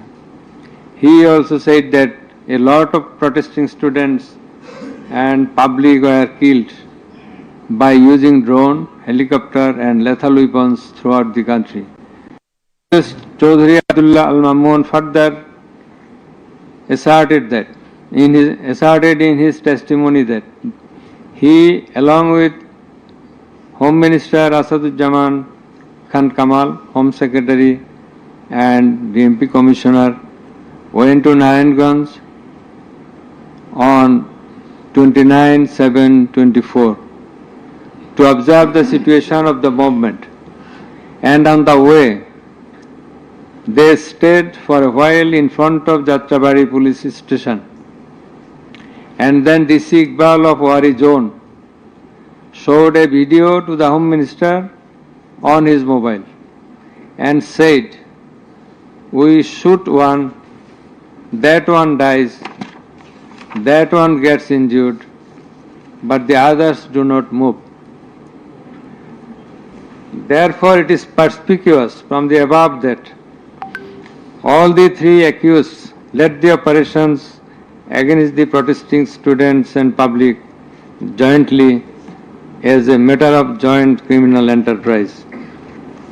As the aftermath of Sheikh Hasina's order, as well as the supervision and guidance of accused Home Minister Asaduzzaman Khan Kamal and IGP Chaudhry Abdullah Al Mamun, the law enforcers and activists of Awami League, Chhatra League and Yuva League invaded the protesting students and public throughout the country by using drone, helicopter and lethal weapons, causing death to about 1,500, inclusive of 6 protesters at Sankarpur of Dhaka, namely Shahryar Khan Anas, Mahdi Hassan Junaid, MD Yaqub, MD Rakib Hawladar, Muhammad Ismamul Haq, Manik Mia alias Shaharik, and another 6 protesters at Ashuria of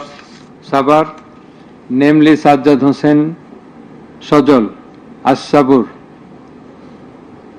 Tanzil Mahmud Sujoy, Bayezid Bustami, Abul Hussain, and another unidentified protester near Dhaka, and caused grievous injuries to about 25,000 of them.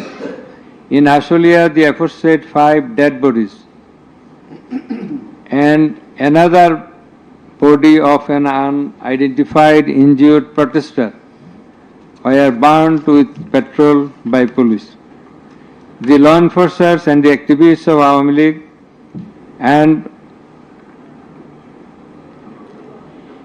those of its affiliated organizations named Chhatra League and Yuva League killed and injured the protesting students and members of the public with lethal weapons like SMG, LMG, China rifle, shotgun, 9mm pistol, 7.62 pistol, both on the ground as well as from the helicopters from above the ground.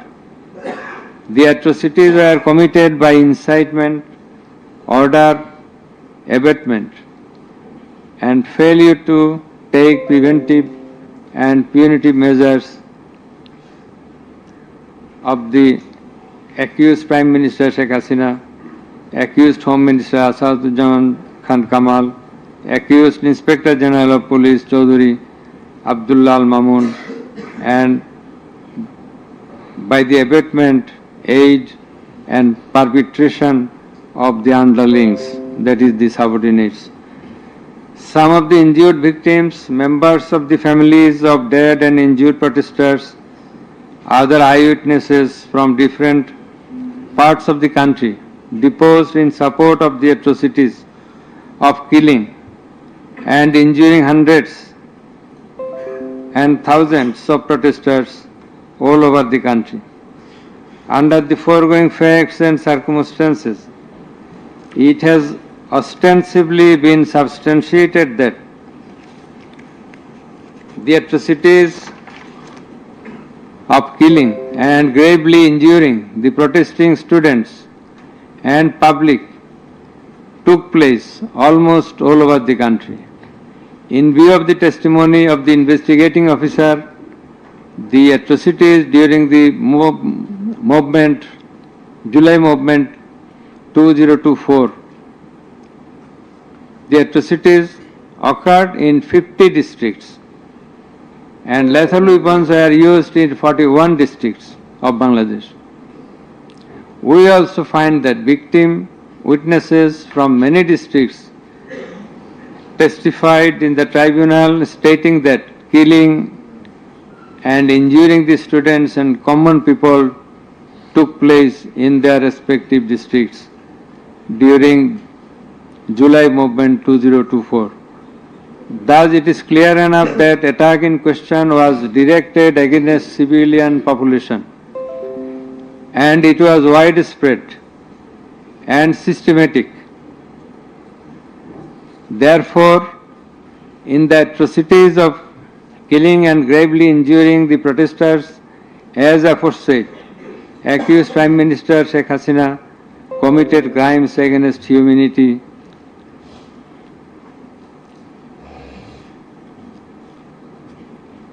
by her incitement, order, and also failure to take preventive and punitive measures under charge 1. Accused Sheikh Hasina committed one count of crimes against humanity by her order to use drones, helicopter and lethal weapons under charge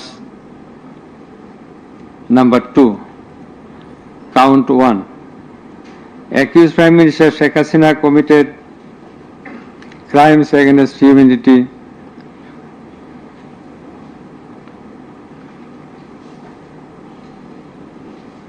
on one count under charge 1.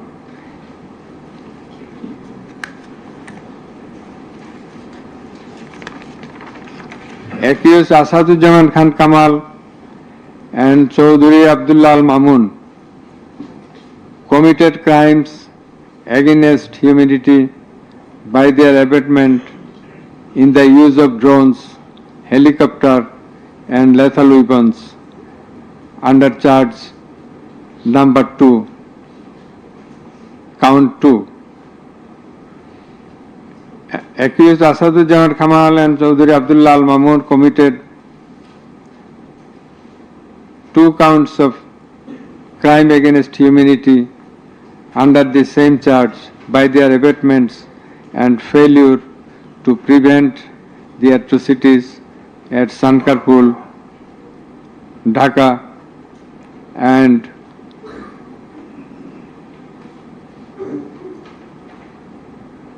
also committed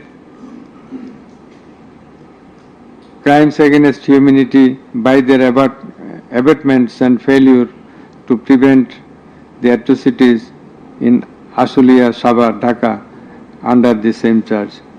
Accused Sheikh Hasina, the Prime Minister and as the President of Awami League, and the controlling authority of all affiliated organizations was the superior commander of the said party leaders and activists, as well as the Home Minister and Inspector General of Police, that is accused Sheikh Hasina and two other accused were in the superior and subordinate relationship.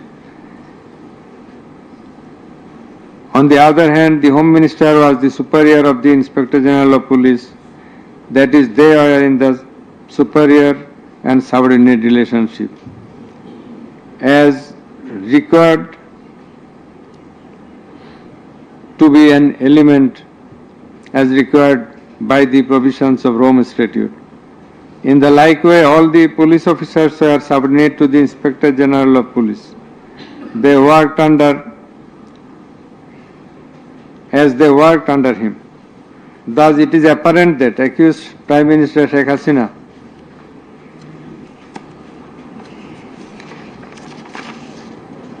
had superior control status over accused Asaduzzaman Khan Kamal and accused Chaudhry Abdullah Al Mamun, whereupon it was her responsibility to take measures to prevent the atrocities in question, which continued for about a month.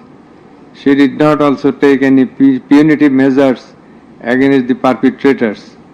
In the like way, Home Minister Asaduzzaman Khan Kamal held superior command responsibility over the Inspector General of Police and successive other officers, and as such he had the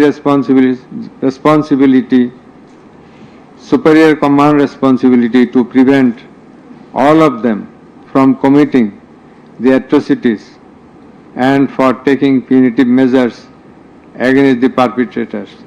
Thus, both the accused Asaduzzaman Khan Kamal and Inspector General of Police Chaudhry Abdullah Al Mamun, they committed crimes against humanity by their abatement, that is facilitation, and their failure to prevent the atrocities committed by their underlings, and hence they are liable to be punished under section 32A, 32G, 32H, 41B and 43 of the International Crimes Tribunals Act. Accused Sheikh Hasina is liable to be punished under section 32A, 32H, 41B and 43 of the International Crimes Tribunals Act 1973. It is obvious from the facts and circumstances delineated herein before that the law enforcers and the activists of ruling party Awami League, as well as its affiliated organizations, targeted the unarmed civilian protesters countrywide and accordingly attacked them. Therefore, in all the above discussed atrocities, the elements constituting crime against humanity have been fulfilled. The victim witnesses, the other witnesses and the investigating officer held the accused Prime Minister Sheikh Hasina, accused Home Minister Asaduzzaman Khan Kamal and accused Inspector General of Police Chaudhry Abdullah Al Mamun liable for the atrocities. It may be mentioned here that Mr. Chaudhry Abdullah Al Mamun, Inspector General of Police, has been tendered pardon on his application pursuant to section 15 of the Act with a view to obtaining his evidence. He is supposed to have been directly or indirectly concerned in or privy to any of the crimes specified in section 3 on condition of his making a full and true disclosure of the whole of the circumstances relative to the crime and to every other person concerned, whether as principal or abettor in the commission thereof. According to subsection 2 and 3 of section 15,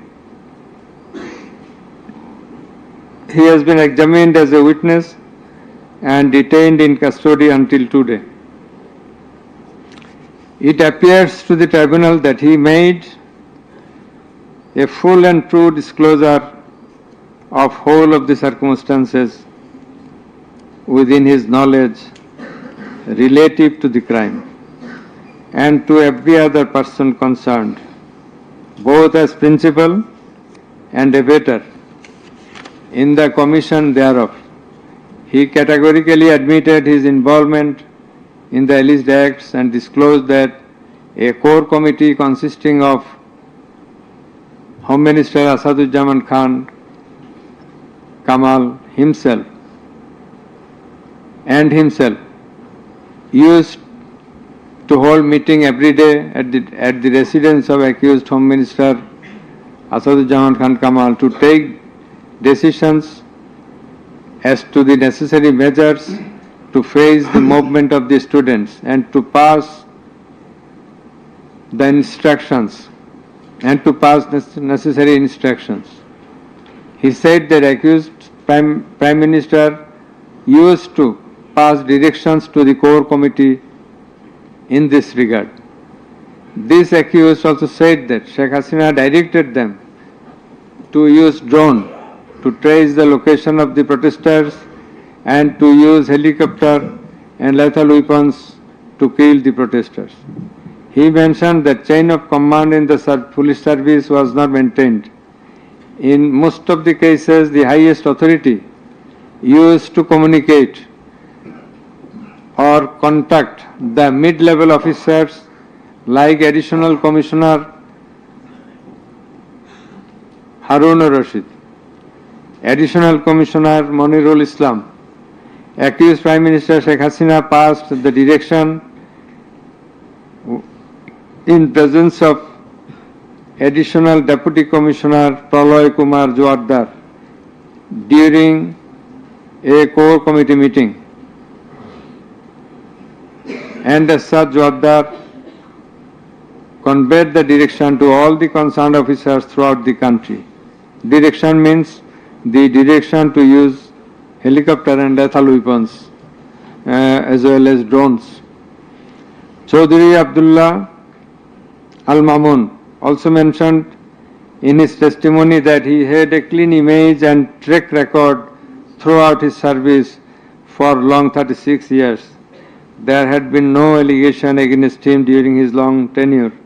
He said that he feels remorseful and ashamed on seeing the atrocities in the videos displayed in the courtroom. He sought apology to the tribunal and to the people of the country. Although accused Chaudhry Abdullah Al-Mamun claimed to have made full disclosure of the circumstances,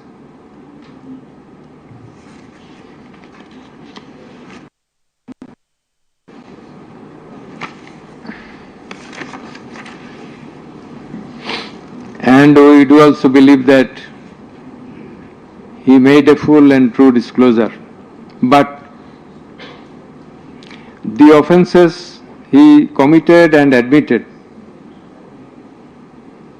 is punishable with the capital sentence.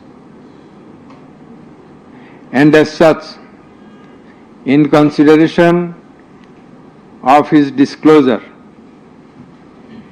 and the gravity of the offences, we do incline to convict him and award him a lenient sentence, which will be declared later on. By the aforesaid acts and omissions, the accused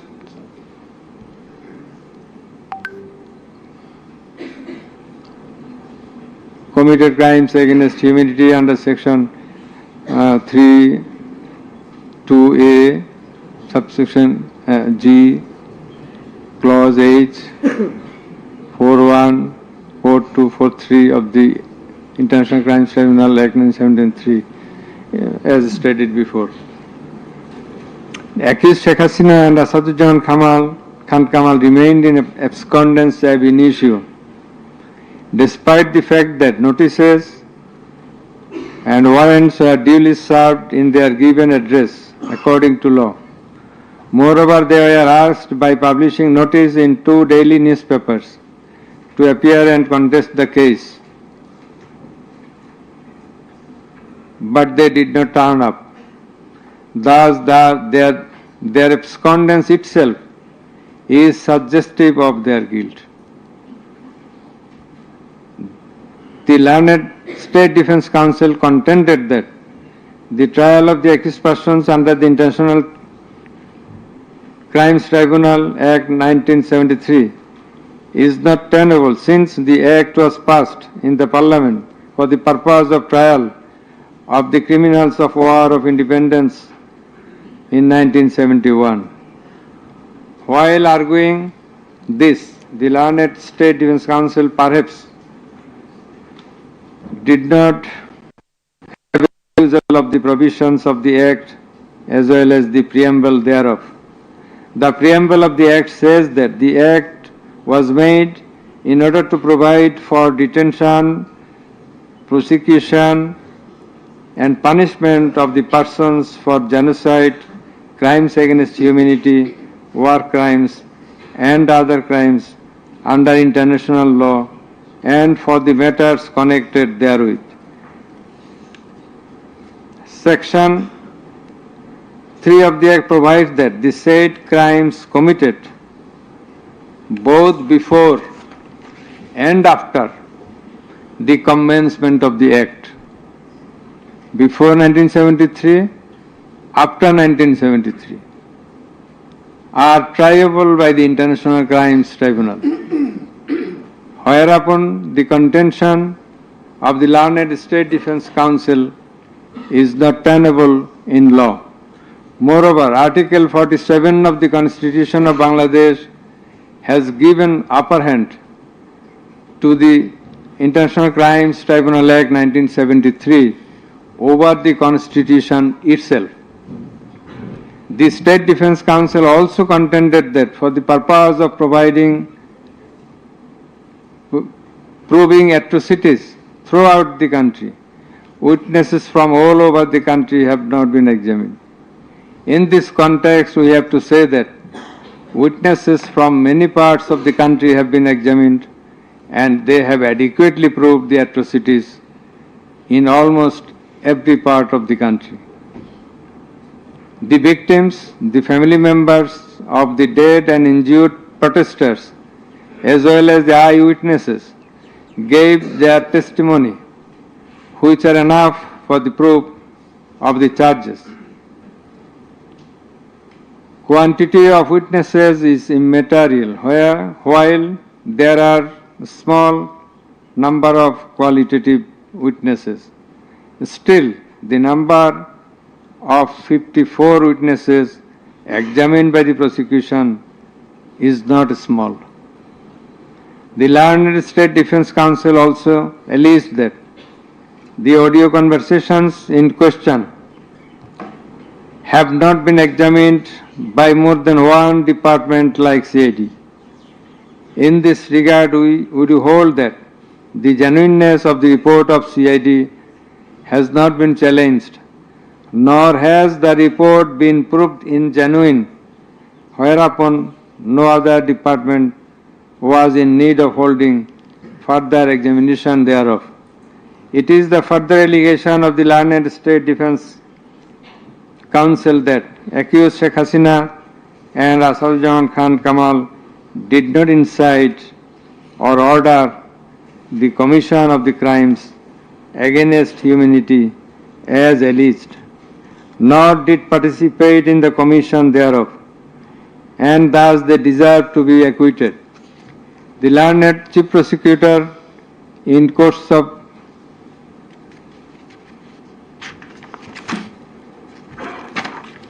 summing up,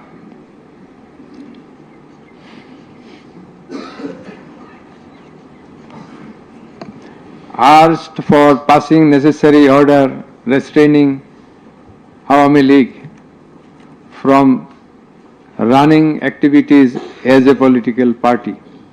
Although the prosecution depicted series of worse deeds of Awami League regime in the language of the prosecution, since achievement of independence of Bangladesh in 1971, the tribunal does not incline to discuss on this point since this is not the issue of the instant case. It has come to the notice of the tribunal that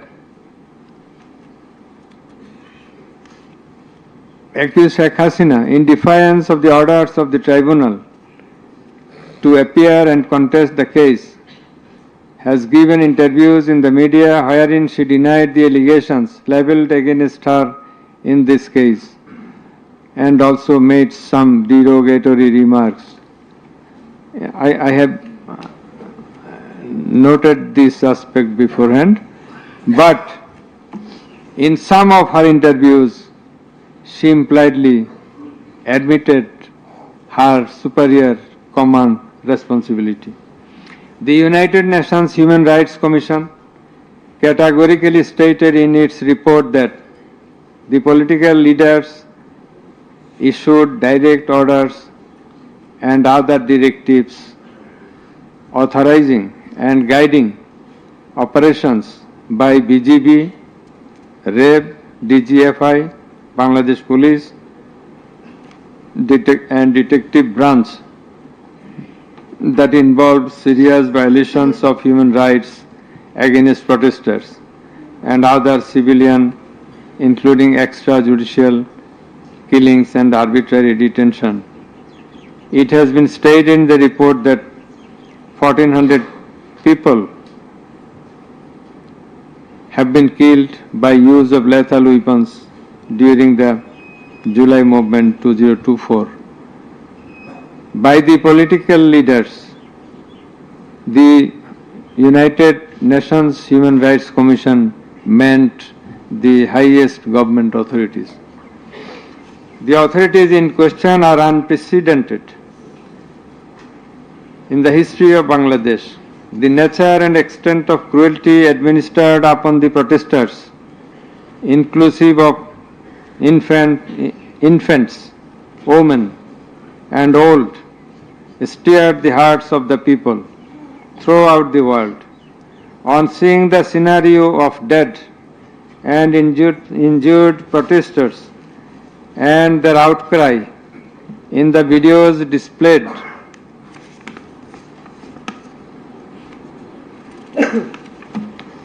in the courtroom, and also seeing the victim witnesses in the courtroom,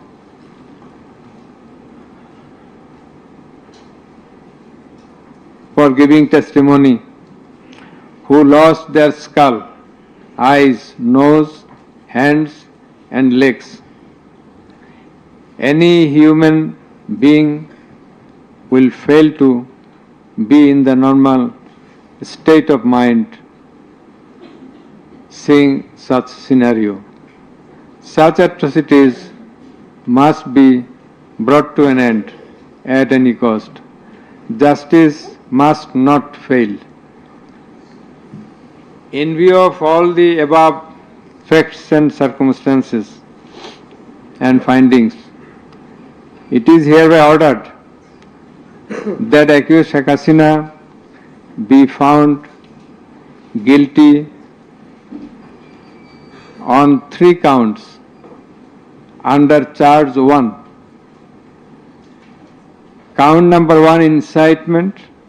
Count number 2, order to kill. Count number 3, inaction to prevent the atrocities and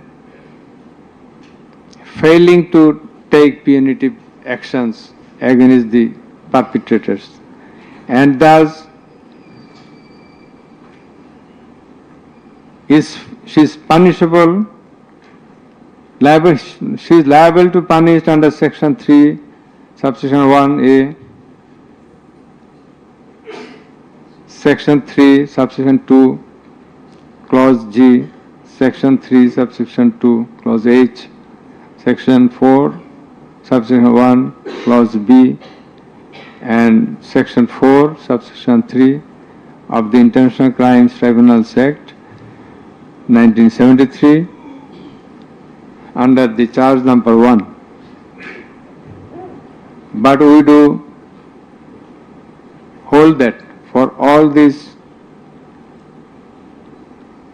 3 counts of crime against humanity, we do incline to award a single sentence, that is the sentence of imprisonment till natural death for under charge 1. Under charge 2,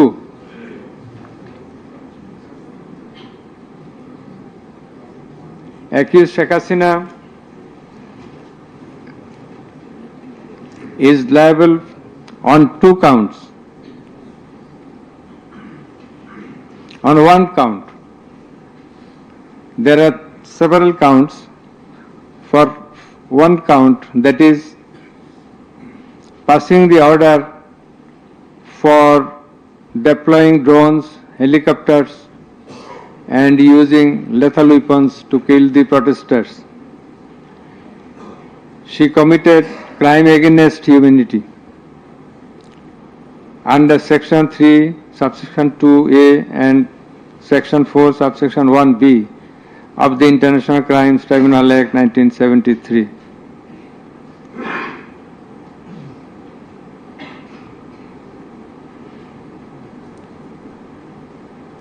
She also committed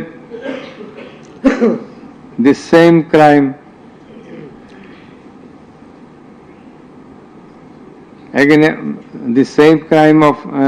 crime against humanity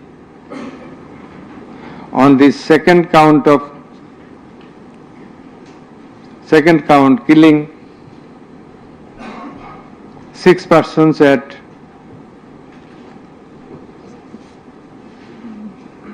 Sankarpur of Dhaka, which was committed in contemplation, in furtherance, by virtue of her order, as stated beforehand. And similarly, she committed the same crime, that is the crime against humanity, on another count for causing the killings at Ashulia of Sabar, killing of 6 persons. For all these 3 counts, we have decided to inflict her with only 1 sentence, that is sentence of death.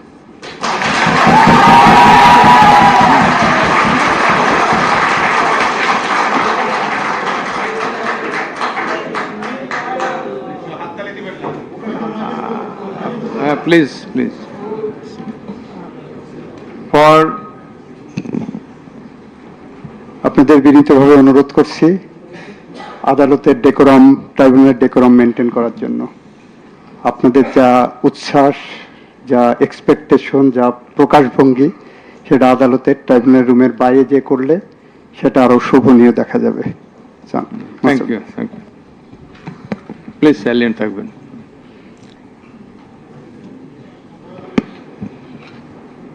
Accused Asaduzzaman Khan Kamal and accused Chaudhry Abdullah Al Mamun.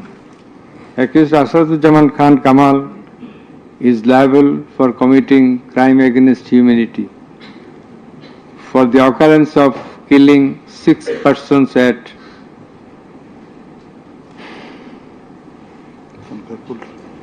Sankarpur of Dhaka.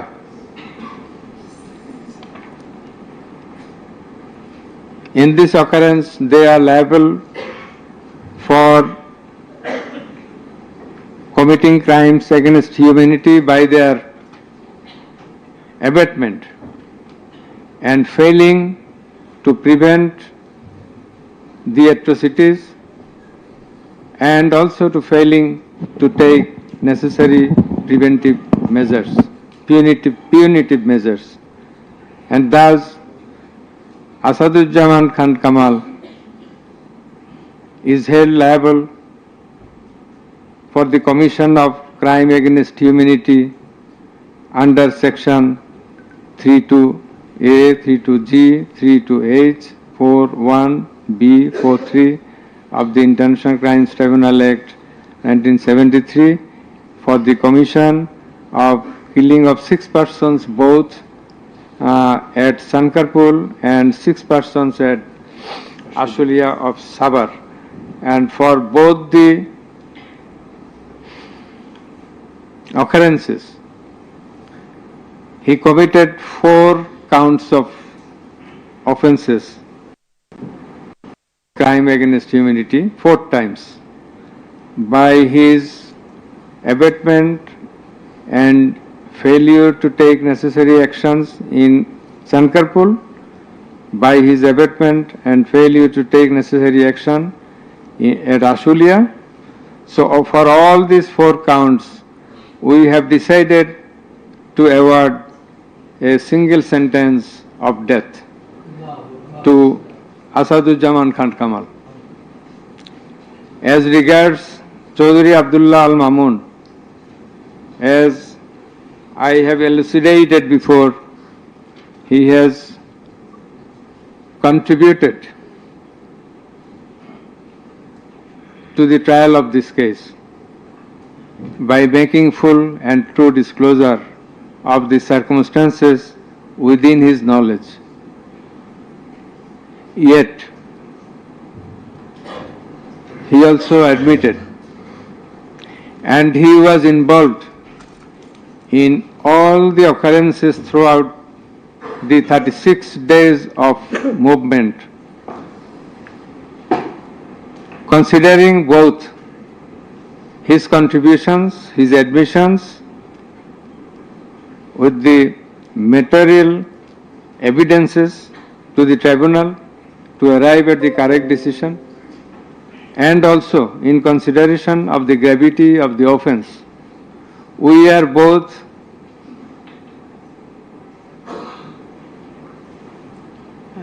remitting his sentence and awarding a sentence with leniency. That is, the offences involve capital punishment. But for his contribution, we have decided to inflict him with the sentence of imprisonment for 5 years.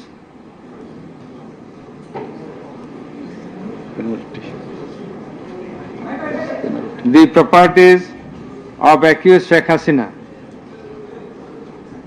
and accused Asaduzzaman Khan Kamal in Bangladesh be confiscated in favor of the state. The government is directed to pay considerable amount of compensation to the protesters concerned in this case, who have been killed in July movement 2024, and also to take measures to pay adequate compensation to the wounded protesters in consideration of the gravity of their injury and loss. The sentence shall be carried out in accordance with the provisions laid down in section 20, subsection 3 of the International Crimes Tribunal Act 1973, preferably pursuant to the long-standing practice. Let a copy of this judgment be transmitted to the District Magistrate Dhaka for necessary action. Let copy of the judgment be supplied to accused Chaudhry Abdullah Al Mamun according to law. The absconding accused will not get any copy at the moment. So thank you all very much.